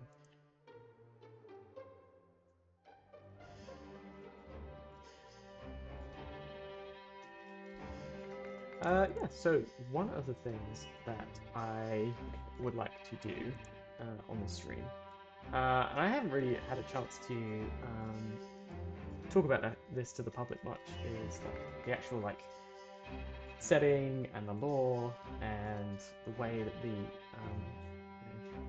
Ember setting works. And it's something that I'm very proud of.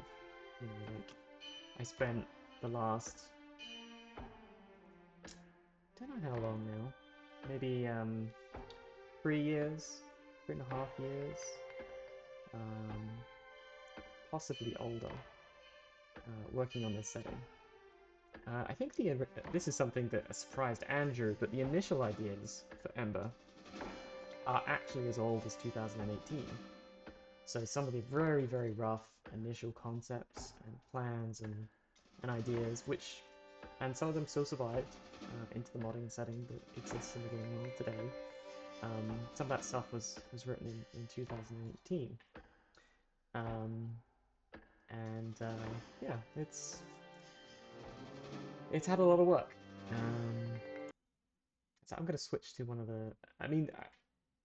I'm going to assume like I'm talking to people who have no idea what Ember is, but I imagine that quite a few people in the you know we in the chat have obviously played Alpha Access or have played around with it or looked at the website or paid attention to some of the details of how the setting works or how the story works or are interested in the gameplay or interested in Crucible enough that they want to play Crucible in Ember. But I'm going to kind of assume that everybody here is new to the setting. And yeah, I obviously have spent a long time writing the lore and coming up with a lot of the background, the setting background and stuff like that. One of the most sort of like maybe gorgeous things in the game world currently from an artwork and setting perspective is the Cosmos map. So if you're not familiar with this, what I'm currently doing is I'm simulating day-night cycles. I'm simulating the passage of time with a macro. But this is effectively like the calendar system, the way that everything works, and this is all linked to the region map as well. So when you're seeing the sun sort of whiz round the flat disk or the flat burger, which is the Ember world, it is representative in battle maps and the region map and the vistas and everything. Like if you click that simulate day-night button, it simulates it everywhere. And if I was to stop this here and jump back into the game world, it's nighttime. You know, like if I was jumping into Vista on the battle map, like it's nighttime, day 26. You know, so it's fantastic. I can't really get over that and how wonderful it is to simulate this kind of system. It's really really fun. I love the fact that every time I'm just like, I want to talk about the law.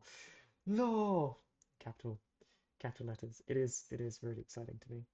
Um, so Ember, as a setting, is a strange fantasy, high fantasy in a lot of ways, or imaginative fantasy setting. Um, it doesn't really rely too much on um, everyday physics. It's not necessarily scientific. There's a lot of um, just wow, that's different. That's magical. Um, that's new and exciting. And one of the things I think is pretty fun is that the cosmos itself only really exists in this bubble. So why has the music stopped?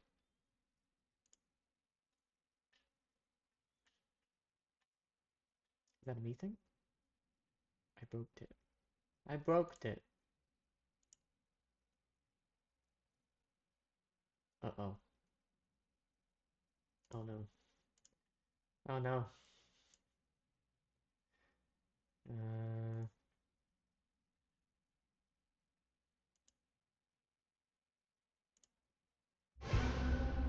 oh god. Okay. Nope. I didn't break it. I didn't break it.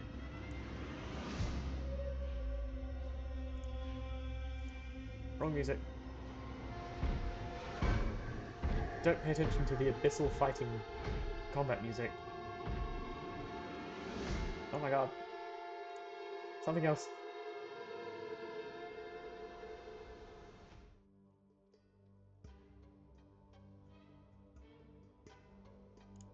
Okay. Well, that's better. I'm just trying to find a track that fits. There is a Cosmos track. Why isn't that loading?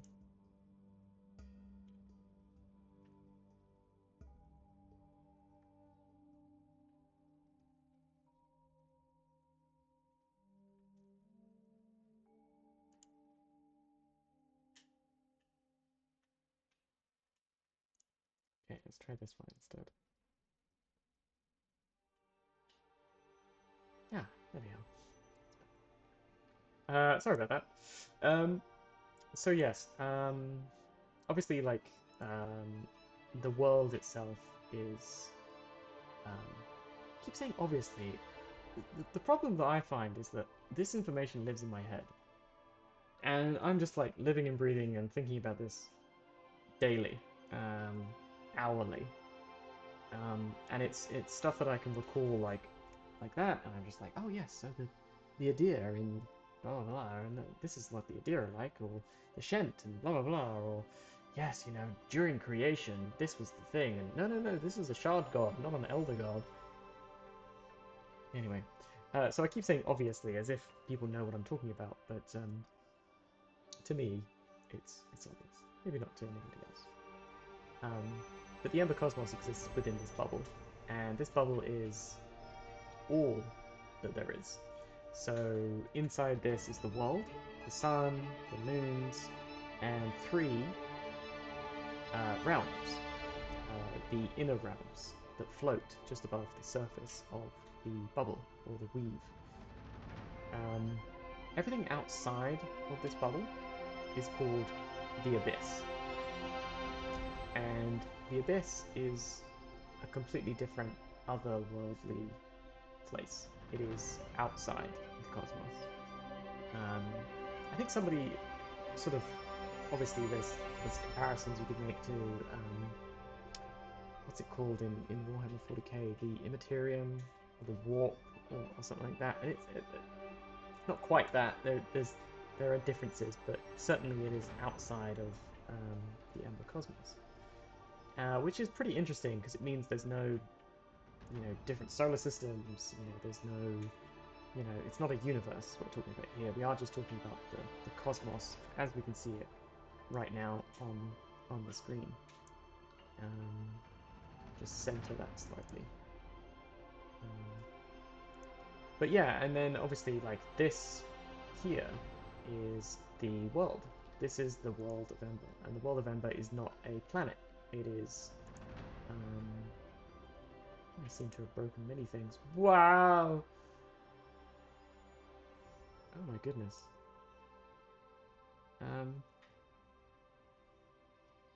Well, okay. Maybe it just took a little time to sorry, sorry about that. Just a slight clicking bug, maybe. Maybe I just clicked too many times on the simulate day-night cycle. So the world of Ember is flat. It's not like a flat thing. It is actually a little different than this artistic representation done by one of our artists, Rita. There is another underside, and it's more like a burger. And I have one of the Cosmos articles here. Yeah, so the actual world. This is one of our in-game artworks that I did, written by somebody in the world, and this is kind of like a cross-section of the world of Ember. So it's more like a burger, and because it's kind of like a flat patty, and then there's the surface where all of the gameplay happens, almost everything in setting and bending happens. But there is actually an under surface. So if you were to go the other side, you'd get like a completely different world, which is pretty fun. One of the big things about the world, though, is that there is a colossal structure called the Broken Tower, which sort of stretches up and is just like this colossal. It's bigger than a mountain. It's huge, constructed by an ancient empire on the surface called the Adir. And the Broken Tower is actually visible from every corner of the surface. So if you're standing in the Spirit Lands, or if you're standing in the Star Academy on the other side of the world, you can. It's flat, so you see in the distance like misty and atmospheric sort of mist and stuff, but you see the Broken Tower. It's not hidden by curvature, which I always find is like the most gorgeous visual, like artistic, like visual. The sky is filled with these multiple moons, and there's this permanent fixture on the horizon, depending on where you live. Like the Broken Tower, this reminder that you're living in a completely other place. The flat embers. Well, I mean, like, to most people, it's just the world. Most cultures are not even aware that there's an undersurface, and the few people or organizations that are, it's very difficult to get there. So, still remains pretty much a complete mystery.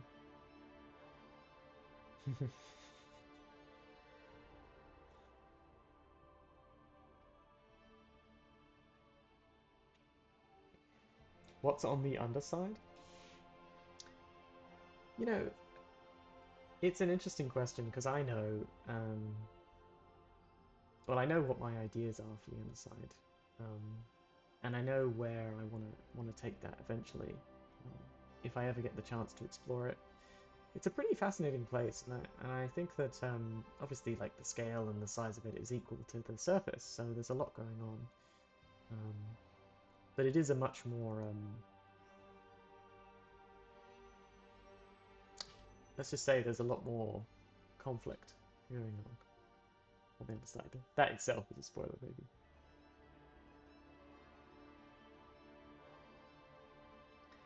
Will these cool lore sketches be in the book? Yes, they definitely will be. And in fact, one of the reasons that I wanted to make those things because, you know, when I write the lore, and even when I talk about the lore, there's obviously I can explain it a little bit, but for a lot of people it's easier to see a visual. Does the undersurface have a massive mountain? Not like it's visualized here.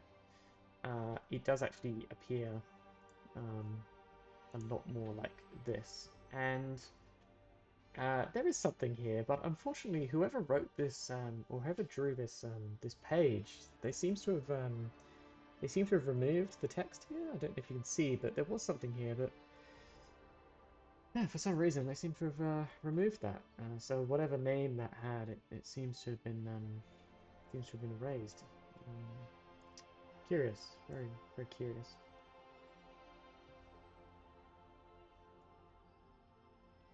Can you get to the underside through the underground paths? Oh yes, yeah, you could. So, you know, there are these pathways or like passages crisscrossing throughout the Ember surface, the Ember world, sorry, and we call those the pathways. And the pathways are part of the game world. You know, you can go down into the pathways as part of the quests that we're doing and everything. They're these gorgeous underground areas. In fact, let me show you some of the pathways that we currently have in the game world, because they are very, very gorgeous. So this is spoilers for some of the quest lines, so bear that in mind. But you know, we have the surface world that you can explore. We also have oh, new music. In fact, let me switch it over to the pathways music. Where is it? Where is it? Where is it?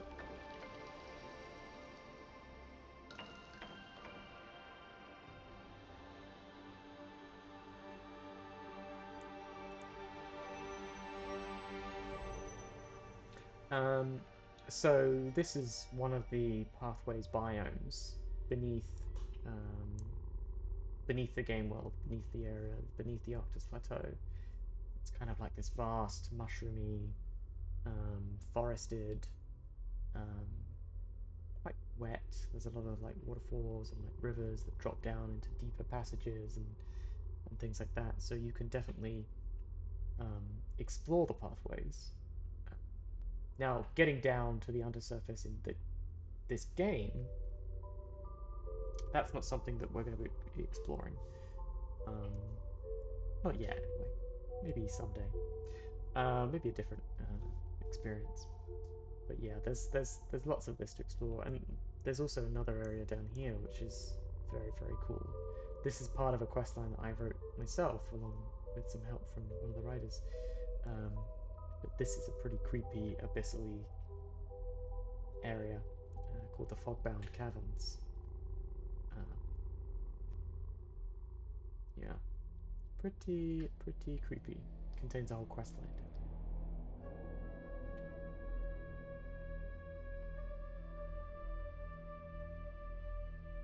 here. Philosophy question. If you go to the edge, do you fall all the way to the celestial sphere? So falling off the edge is...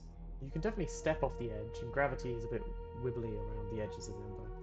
Anyway, but if you were to fall off, depending on where you fell off, you would either kind of float, or you would fall slowly towards the middle, or the kind of like the middle of the burger, and then more than likely you would get sucked into the pathways, because that's how the water flowing over the edge comes back into. It's like a cycle. If the water flows off the edge, it kind of comes into the middle.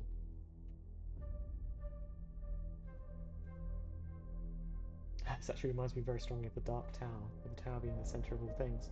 I mean, the tower itself isn't the center.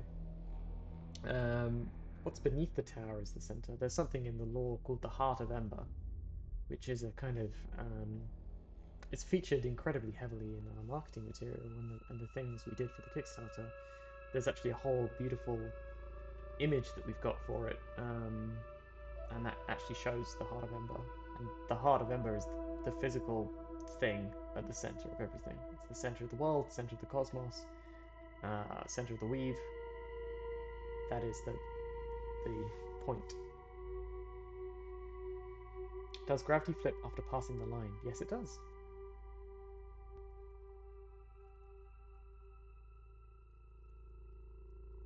Sure, so my isometric art is so good. Thank you so much. If you if you pee off the edge, it would go back eventually into the thing. Yeah. Great question. Great question.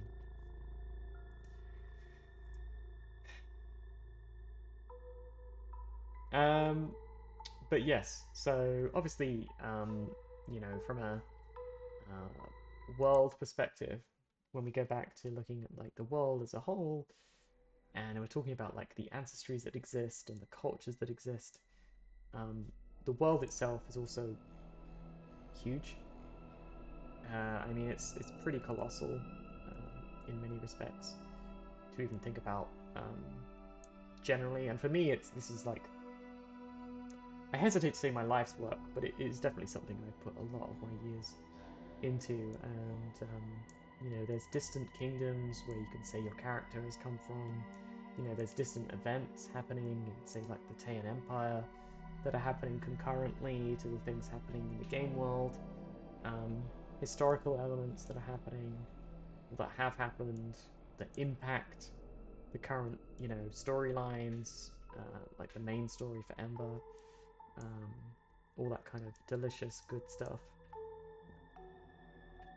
But yeah, there's a lot, of course, to take in, and this is one of the reasons why the game world introduces the world as the Forest of Stone, you know, with the caravan, because it helps dial in, and the party and the players can, you know, understand the world and get into it, and so can the GM. So in that respect, it's pretty cool. Also, I've just realized that you can see my girlfriend's gaming in the corner, which is pretty funny.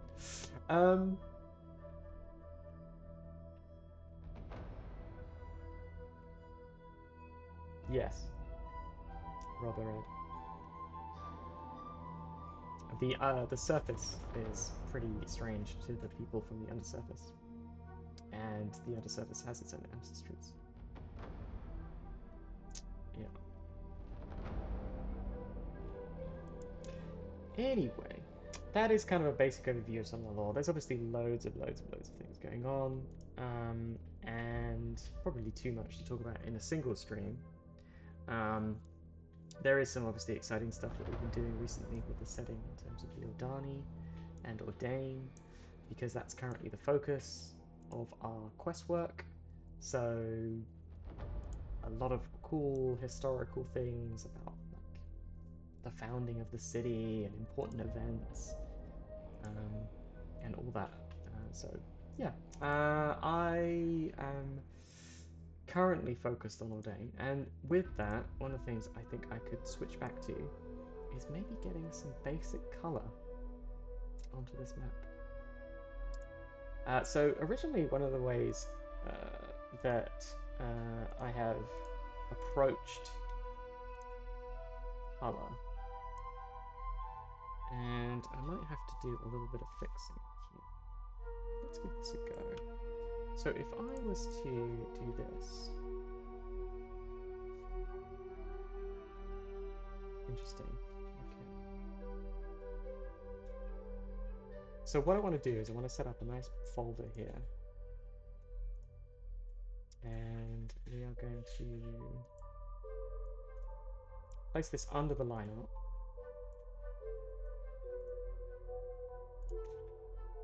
And I'm going to call this color. And we are going to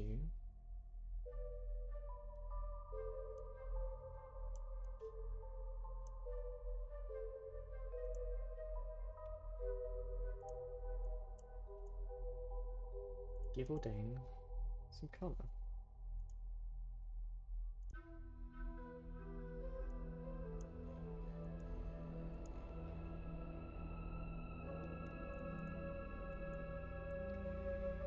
Now, I think what might be good to figure out first, and this is something that I think is more of an exploration, but I think I'm going to start laying down some rough colour to work out sort of some of the palette for the city. So I know that the stonework is going to be white or cream, and the rooftops are going to be red. Like the tiled rooftops are going to be red. So I think what I'm going to do is I'm going to start with that in a place like this. And then I think add some rough or some nice gradients. That'd be fun.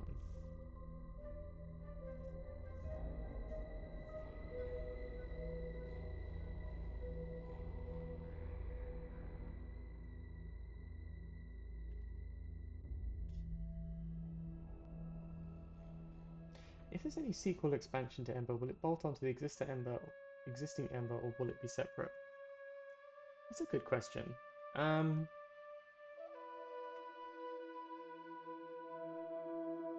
You know, the current plan for Ember, you know, is that it's going to be a fully immersive sort of like campaign story that you can play from levels 1 to 11, possibly 12 if you're really completionist.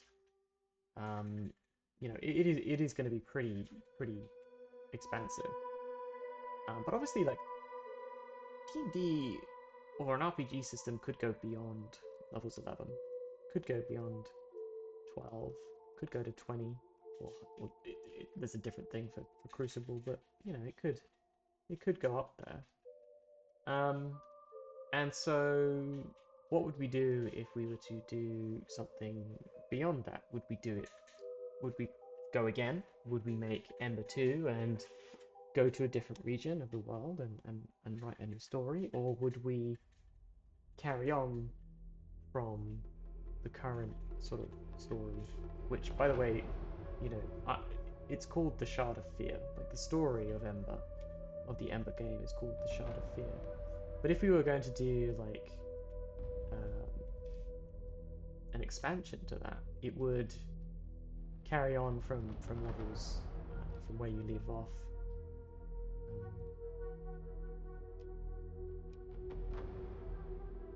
And go from 11 to 20. Theoretically.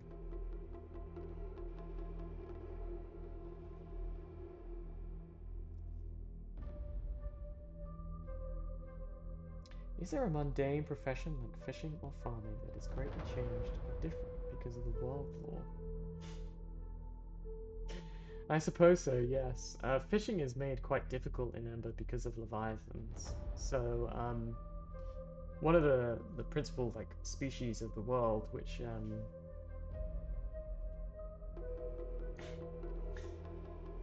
pretty ancient sort of like species of creature, is called leviathans, and they are a bunch of animalistic or bestial entities that used to roam the world during the Age of Beasts.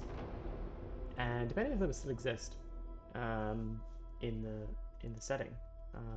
You know, in the game world even. Like, if we jump back to the game world and look quickly at the world map, there's actually leviathans inside the game area. So Caeora is a leviathan that is very active around Cadissos, and you can go to Cadissos. So you want to have a little sneaky peek at a leviathan? Well, you know, that's where you would go. But fishing overall is made more difficult because there's other leviathans in the oceans. And so most fishing vessels, you know, stay at the shallows, or there are some fisher people that, well, let's just say they hunt the monsters in the oceans in order to fish. It's not so much as simple as, you know, Let's go and catch some salmon today.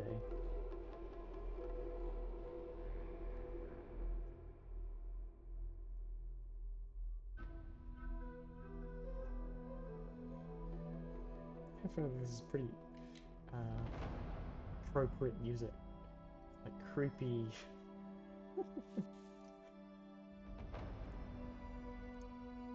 Let's change this thing.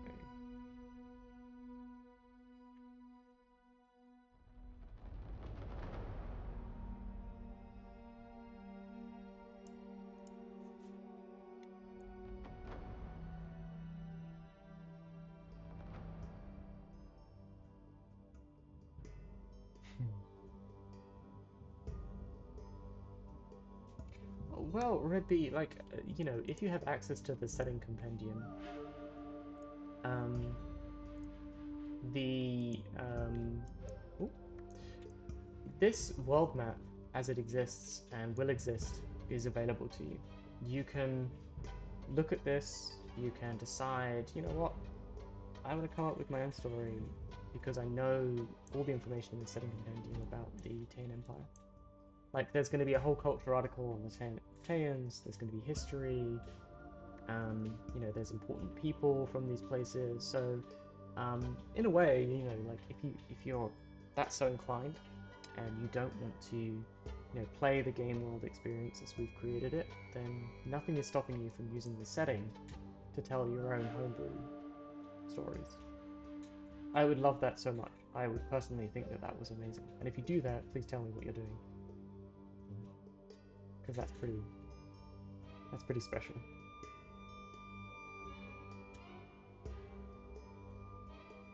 Going Leviathan fishing.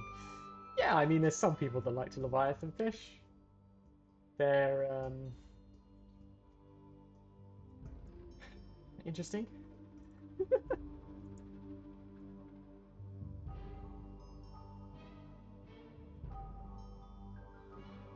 In fact, this is spoilers, but yeah, those people are actually in the campaign. They're in the game world. So, it's not like that's a distant culture or anything.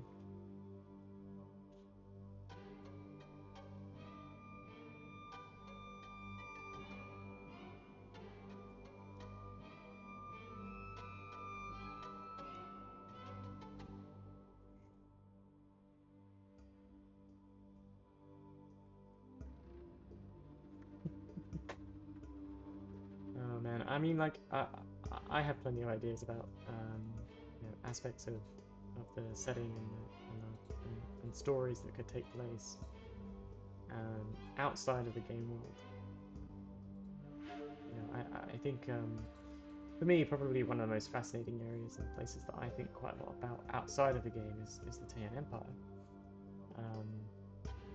I find that particular place exciting because I, you know, had a lot of ideas about why it's cool and interesting and so on and so forth. And you know, I've mentioned this a couple of times, but I've put down the basics of a novel, so like a story, like a book, and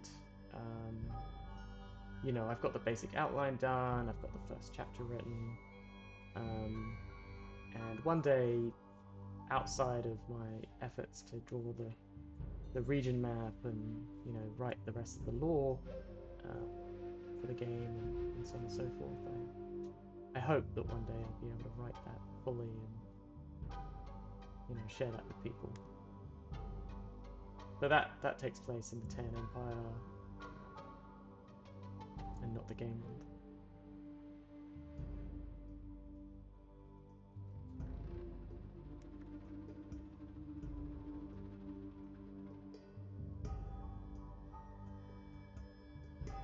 The deep green. Yeah. Well, I mean, it's you know, it was in many ways like the other choice for the gameplay. When I was thinking about the story and where the game that eventually became Ember was going to take place, I mean, it was either going to be Ordain or it was going to be the Taiyan Empire. And it ended up becoming Ordain for a few reasons, but, you know, the Ten Empire might be next. Who knows?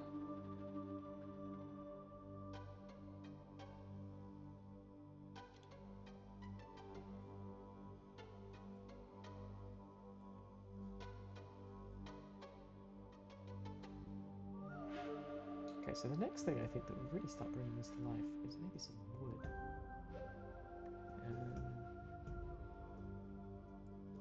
Like, because I think that this is definitely like the red and the white is definitely, you know, speaking to me is like, this is the Ordain palette. Needs a little bit more like vibrancy, but it's getting there.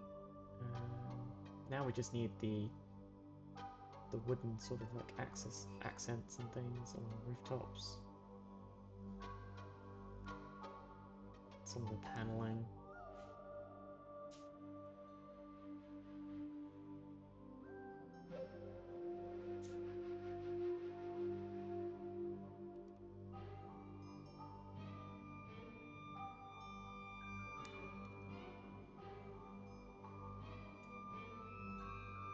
On tops of roofs.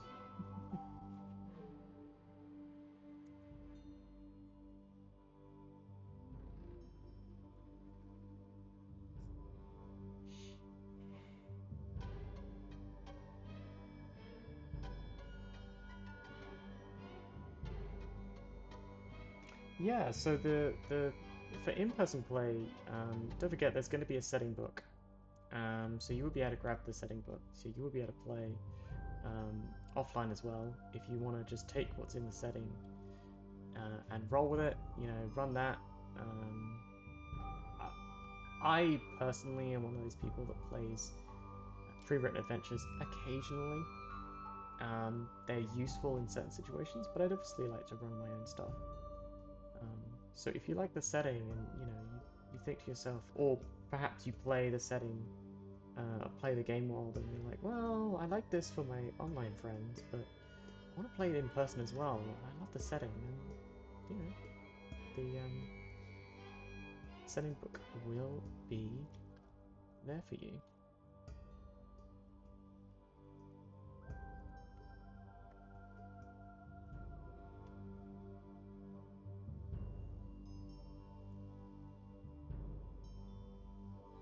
And that will contain a lot of information. It won't contain everything, but it will contain a lot.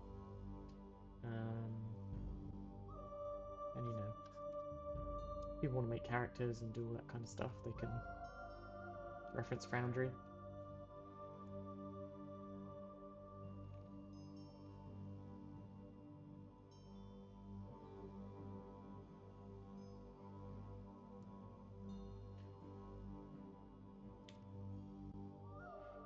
Alrighty, nice. Now, new layout, let's get a little bit of color in here.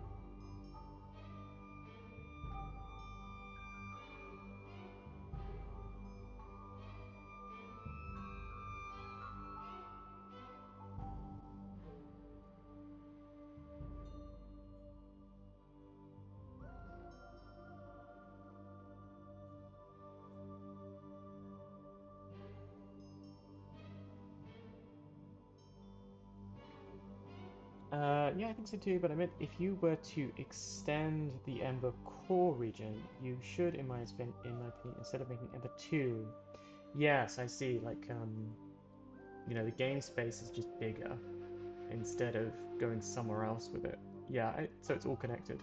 I mean, I genuinely, and this is like deep lore of the production of Ember. But we actually had a bunch of different ideas for regions. So back at the beginning of the project, we were going to have much smaller region map play. So you would play on the Arctic Plateau. That was its own region map. Then there was another region map called Caeora, Then there was another region map called the Lowlands. Then there was another region map called the Ruinous Crags. And the party token would effectively load into those different regions, like different levels. And that was the plan for quite some time. And it wasn't until perhaps 6 months before the Kickstarter that we changed direction. And I suggested to Andrew that it would probably be better if this was all one mega region. And so normally when you see them like materials for Ember, there's a pretty big distinction between region and mega region, because generally speaking, like the mega region is what is currently in the game world. It's like one big area. There's no loading screen. There's no, different sort of like place that you have to go to. It's like all on the same thing. I mean, yes, it takes you ages to get across the mega region. I mean, it's a huge area, but it is all one space. It is a large canvas that has some really cool, interesting technology that Andrew created for it. But it is connected, and it's not separate. So to answer your question about like should we extend it in an expansion instead of going somewhere else, I mean, my money would be on we would likely extend it if we were continuing the same campaign with the same people or heroes or whatever, the same kind of party. We would likely extend it.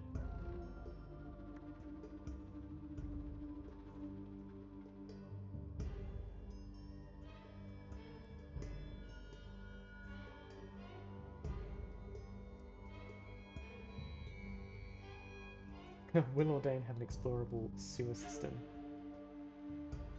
But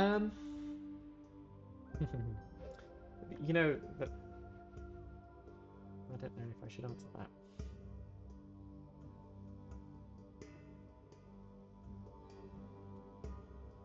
Ordain does have a sewer system. Quite extensive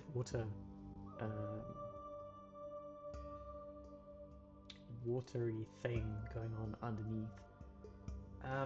Now, the question of whether or not that needs to be a region thing, where you explore it with the party token, or it is purely handled through battle maps, that's actually an open question of design. We are currently exploring some of that right now. I have my opinion, or my opinions on what it should be, perhaps.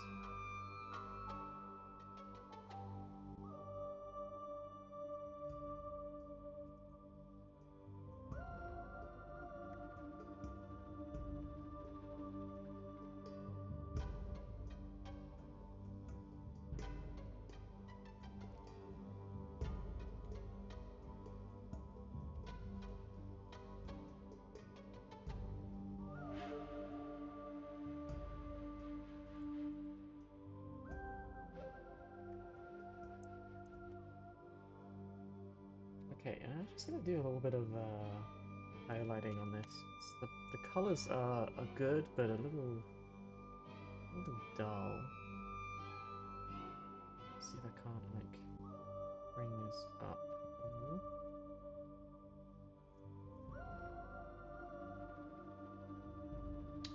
I'm kind of experimenting. This is the first time I've really attempted to do any kind of color in the city at all, really. So I'm just going to throw in some color, add some blues to the base. Let's add a bit of dark brown. Let's add a bit of yellow in there as well. Screw it, a little bit of yellow will do just fine. A bit more purple.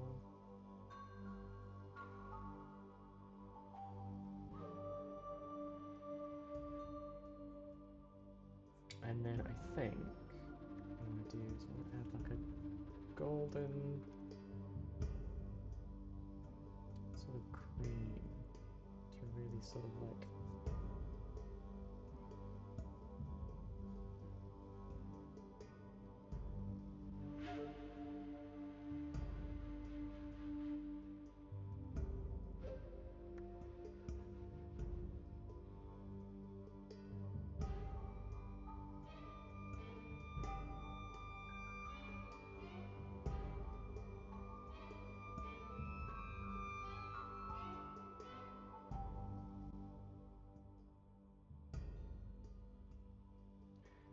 I think, you know, it's missing something. Maybe it's the pink. Let's add a little bit of pink.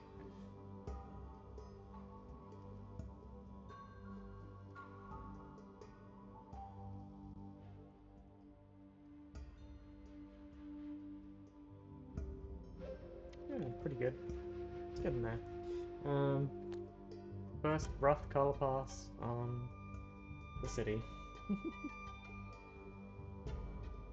Hello, Ordain is so cool. Thank you so much. It sounds like there's a lot of stuff down there in the sewers. Yeah, I mean the sewers are pretty extensive. Like they cover almost the entire city, and there's like different bits and pieces down there. You know, different like traditional sewers. Then there's aspects where there's more like water management. You know, to some extent, it's the purview of House Wandering, which is one of the houses of the city. So they run a lot of like black market operations out of the sewers. So there's a lot of stuff down there.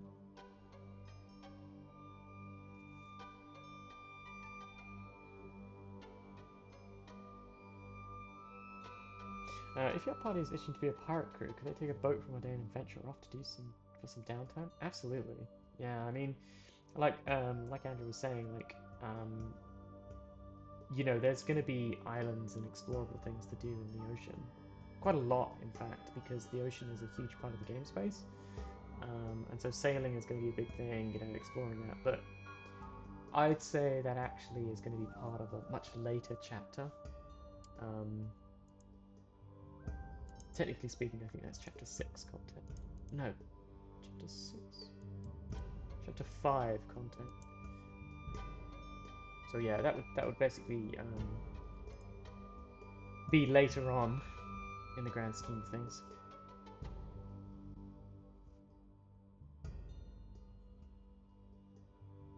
Yeah, and there was stretch goals for that in the Kickstarter, like you know, a whole underwater area, underwater sort of pathwaysy biome underneath the oceans as well. Islands, sort of like, what do we call it in the Kickstarter? Like loads and loads of different unique islands that you can explore. Some of them will be moving around, you know, you'll get encounters with different like large ships. I imagine that I'll add in some more leviathans. You know. Exactly. You know, so good luck if you want to be a pirate crew. The oceans are not safe. They're full of things.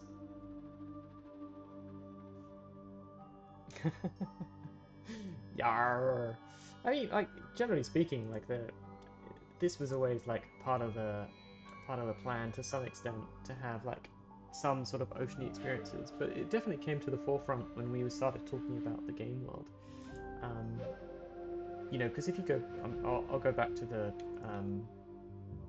world map, and I'll put the. Oh no, actually, no, wait, hold on a second. I'll go back to Photoshop, and I'll go back to the world map. Yes. So this is, you know, the game space, and the game space contains a lot of ocean. You know, like there's islands in here that are predetermined. Some of them are very large. Like these 3 large islands are going to be predetermined. They're not going to be moving around. There's going to be stuff on them.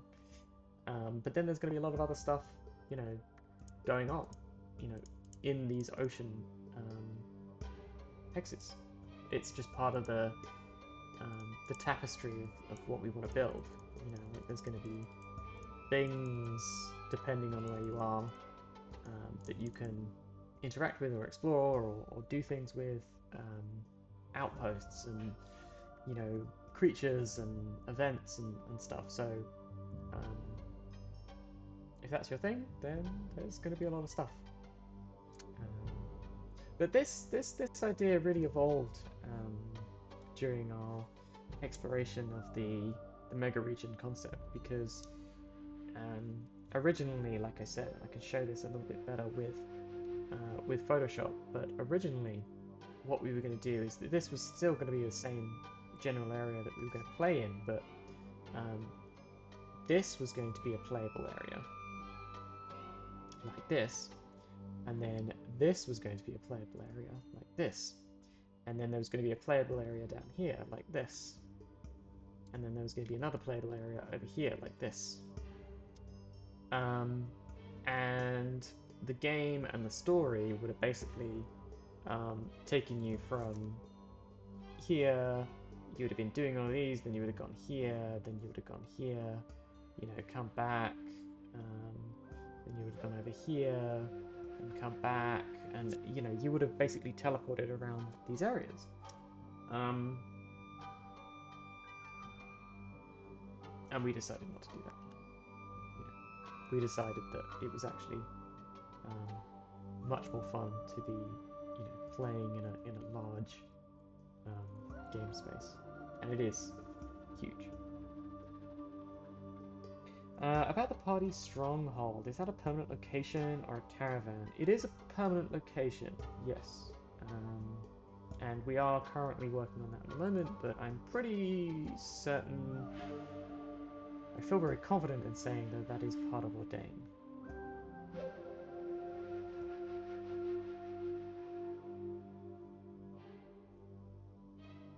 Is the Star Mountains continent sticking out into the void? Yes. So the culture and the place that you're talking about, in the grand scheme of things, there's a place in the setting called the Star Academy, and this is where the Riven culture and the Star Mages live. And this is a culture of intense magical aptitude, you know, lots of magic and learning about the cosmos, and they study the stars and divination and everything like that. They're a very powerful force in the cosmos, and they have a teleportation gate in Ordain. So technically, if you're the kind of homebrew DM that wants to go over and visit the Star Academy, go for it. But yes, from a geographic standpoint, you know, there are distant places in the world, and the Star Academy is literally one of the most distant places you could go to, and it is sticking out into the Sea of Stars, very much so. So the yeah.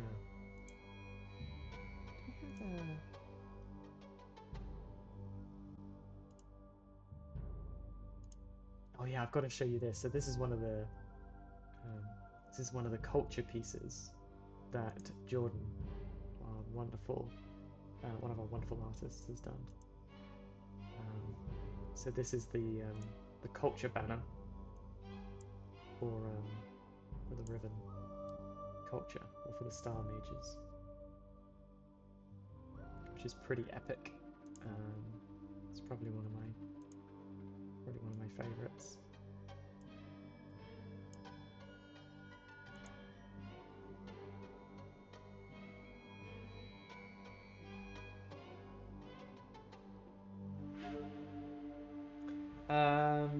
Great decision. I am so stoked. Thank you. I remember that the vistas will be able to be customized and created. My question is, will the battle maps and hex maps have a similar level of customization creation if you wanted to create a custom adventure? Area maps, no. Area maps, there are plenty of area maps out there. If you want to create your own area map, you can add it in. There's not going to be Ember is not a battle map creator tool. Hands down, we're not touching that with a 10-foot pole. There's a lot of other battle map creation softwares out there. For the vistas, yes, there's going to be a gorgeous tool. You are correct. In fact, I will show that because it's awesome.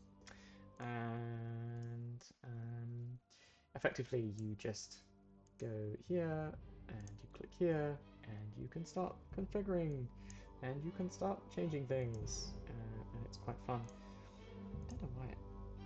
I should change the music.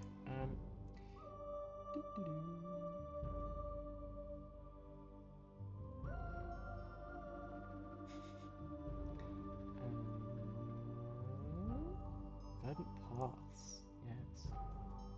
So this tool is really awesome, and you can there's still things that you want to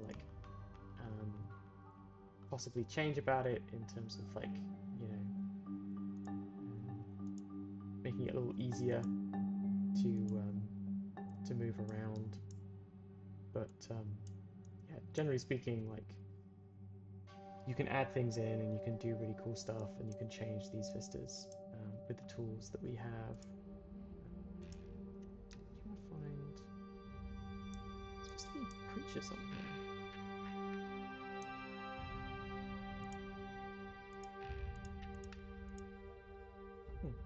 Interesting.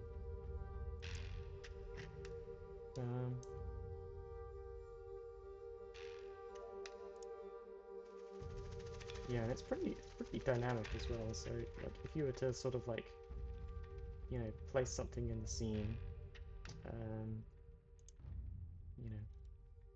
it sort of matches the background a little bit. You have to be quite careful though. I mean, it's not for the faint of heart. Like creating a vista, you do have to understand a little bit of the scaling issue. Like the further back something is, the smaller it would be. So you have to use the mouse wheel. If it's in the foreground, it's gonna be really big. And if it's further back, it's gonna be smaller. But yeah, generally speaking, it's pretty intuitive. I hope you can see that on stream. You can just see the little. Oh, you can. Okay, but yeah, Vista customization and Vista tooling is gonna be in. For the region map, there is going to be customization. There is going to be things you can do. Obviously, one of the things that you can't do is you won't be able to change much about the baseline geography. So a lot of this is hand drawn. It's not procedurally generated. It's not done, with any kind of slotting things together. It's purely a hand drawn mega region. It's this beautiful thing that I've spent the last 2.5 years working on. But what I will be presenting and what will be available is a huge amount of the assets. So the little towers, the farms, some of the, the cairns, the, towers. There'll be other things so you can create your own kind of things. So more traditional castle-like structures, or buildings from Ordain that have been separated out, and so you can place them around the thing to create new villages, or bandit camps, or settlements, or lairs, dungeons, blah blah blah. So if you wanted to use the region map as a base and then create a quest or create an event, you would just be able to use that tool and just go do. And we currently don't have that tool because obviously I'm still working on the POIs, the assets and things, but that's currently the plan. Yeah. So there will be a decent level of customization and additive sort of construction with the region map.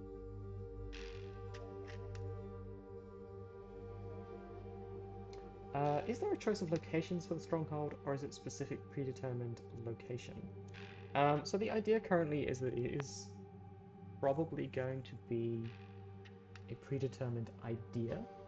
I'm not entirely sure if it's going to be a predetermined location though.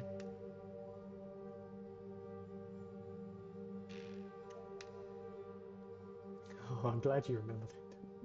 So no one would ever imagine that someone would try to rob the Star Academy, try to get to those tasty bag of holding vaults. Yeah, so that was an interesting element that that I sort of didn't come across, but sort of like realized in my brain, like there is some element of a sort of custom Ember lore that affects traditional D&D items. It affects spells, it affects, you know, like the way things work. And one of those things is that bags of holding don't. I mean, in Ember, there's no dimensional planes. So how does a bag of holding work? Well, actually, a bag of holding just goes to the Star Academy, and the Star Mages have these little vaults, which is which means technically, if you jump into a bag of holding in Ember, you're actually jumping into a vault in a distant. It's like a teleportation spell, but if you do that, the Star Mages probably kill you. So don't do that. But again, maybe parties find a way to do crazy shit there. I don't know. Bad idea all around, but interesting. Very, very interesting. Star Academy dropout to pirate. Yeah, I mean, like, if you want to start out as a Star Mage, there's loads of interesting paths and character creation, which is pretty fun. I really like the variation of color you have in your biomes and the larger world. Well, thank you so much. Yeah, I mean, I definitely wanted the experience of Ember to be non-traditional D&D. Like, obviously, when I say non-traditional, I mean non-traditional fantasy. Like, you start in a tavern, you go in the forest, you kill some goblins, or you kill some kobolds, or whatever. Like, there's a typical sort of green medieval fantasy vibe with a lot of traditional sort of fantasy that is prevalent in novels and adventures and things like that. And it works well, don't get me wrong, and we have some element of that in Ember, but generally speaking, Ordain is not that. Ordain is based more on Greek. It's like a combination of like fantasy, sort of Greek and Mediterranean, with a bit of like, you know, medieval stuff thrown in there, with the Arcturians being quite rustic. And the color palette is completely different. You know, there's no green here. In the main bit of the Arctis Plateau, it's very orange and yellow. There's even more yellow down here in some of the unfinished areas that people haven't really seen, by the way, because this isn't even in alpha. But yeah, lots of stuff going on in the different areas of the world. You do start in a green area, but the Forest of Stone, or the region that you start in, the biome that you start in, sorry, is pretty fantastical. Like, it's like these towering sort of like cliffs and ancient ruins. It's got kind of this kind of temperate or rainforesty temperate thing going on. Temperate rainforest, whatever it's called. Very lush, very wet. Lots of rivers and lakes and glowing crystals and yeah, again, pretty fantastical. Getting away from that, that thing. I think one of the biggest challenges I had in terms of biome blending, this is something that obviously only really applies to my train of thought, you know, as the person making the region map, but the blending between biomes is sometimes quite tricky. Like, how do you blend one biome into another? From a palette perspective, you know, it's easier to, you know, blend a biome. Like, this is two separate biomes. This is the Golden Flats that blends into the Rustwar Valleys and the Wedgelands. So it goes from a yellow to an orange, which is fine. You know, it looks pretty natural. You know, you kind of blend one color into another. But the yellow to the green was like, huh, okay, that's quite a significant change. And I didn't want it to be too harsh, and I hope it looks okay. But it was a very interesting kind of like, okay, well, it's green here, and then it's yellow here. And actually, maybe it just looks really cool and fantastical. So, you know. Yeah, Ordain to the Spirit Lands is a long, long way. But Ordain to the Star Academy is probably even longer. Actually, that brings me to it. That's a good point. So only the other day did I work out that there is a specific location for the teleportation circle in Ordain. So if you're interested in the Star Mages And if you're interested in the teleportation gate, this is the hex for you. This one right here, because that's where the Star Mage is. That's where the gate is. That might take you to the Star Academy. Not that we're planning to put that in the game world, but you know, it's there. Slight tease, perhaps.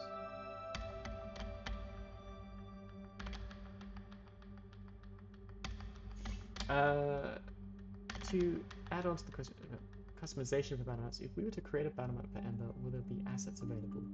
No.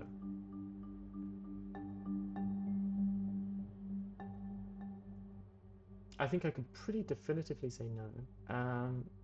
One of the reasons why that is that the assets used for the battle map creation are made by a wonderful partner of ours called Forgotten Adventures. They're huge, you know, in the industry, so I would be surprised if you haven't heard of them. And all of the assets are basically used using their stuff. Now, occasionally we do obviously create our own custom stuff using their things as a base.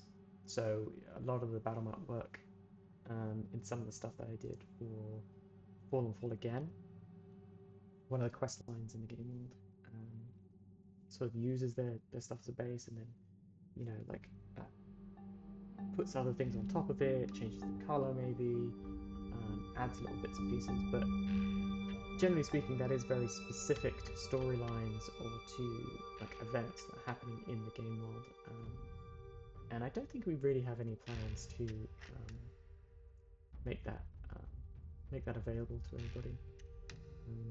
Again, I mean, battle map creation on its own is a whole kettle of chaos that we aren't touching, because it's something that obviously every party needs, but there's so many other different softwares that can do it.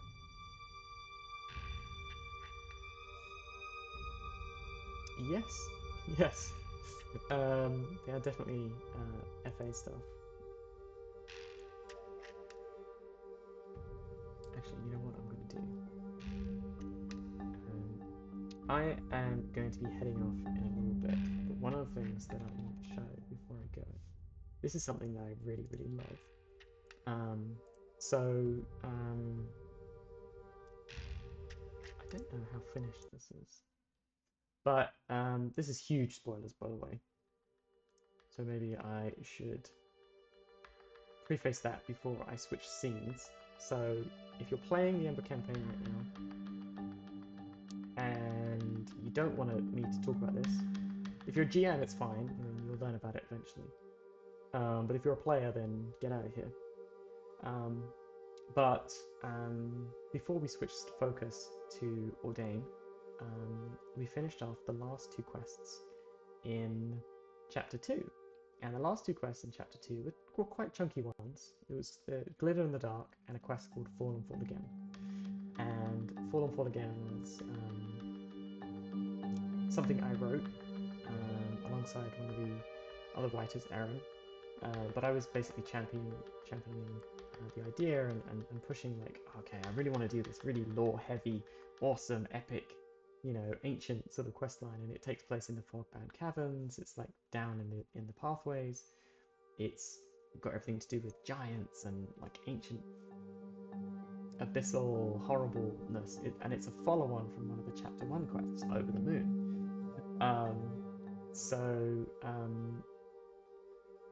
At or close to the end of that quest line, there is a battle map called the Lightless Halls, and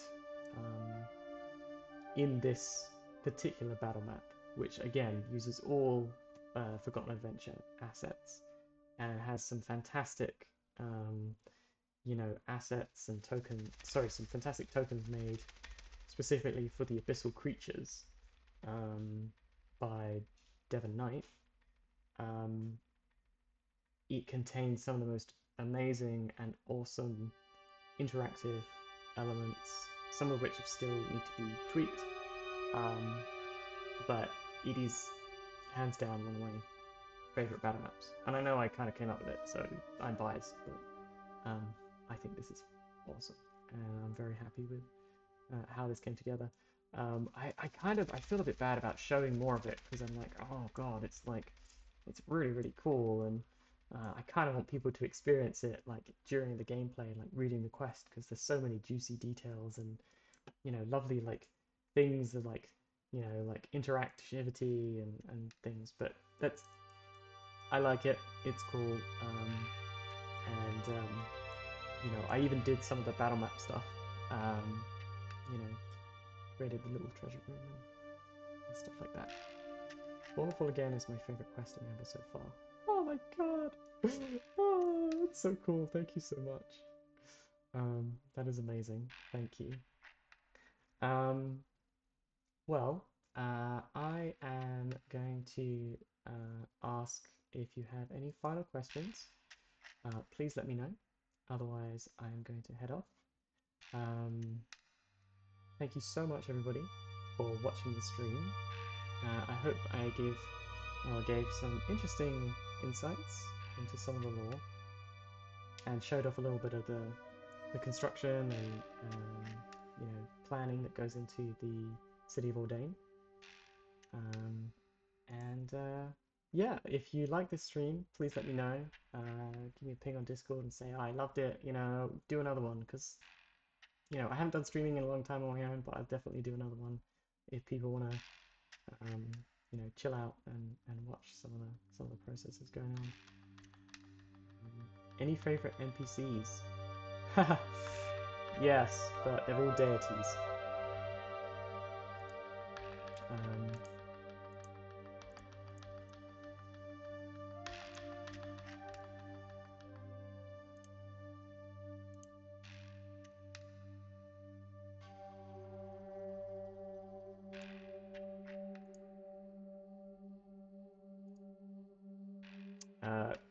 Spectra is probably one of my favorite NPCs. She is currently an NPC in the game, and she is an elder goddess. So, do another one. Oh, thank you so much, everyone. Alrighty, well, with that, I am going to check out. Yeah, I'll see you around. Thank you so much. Bye bye.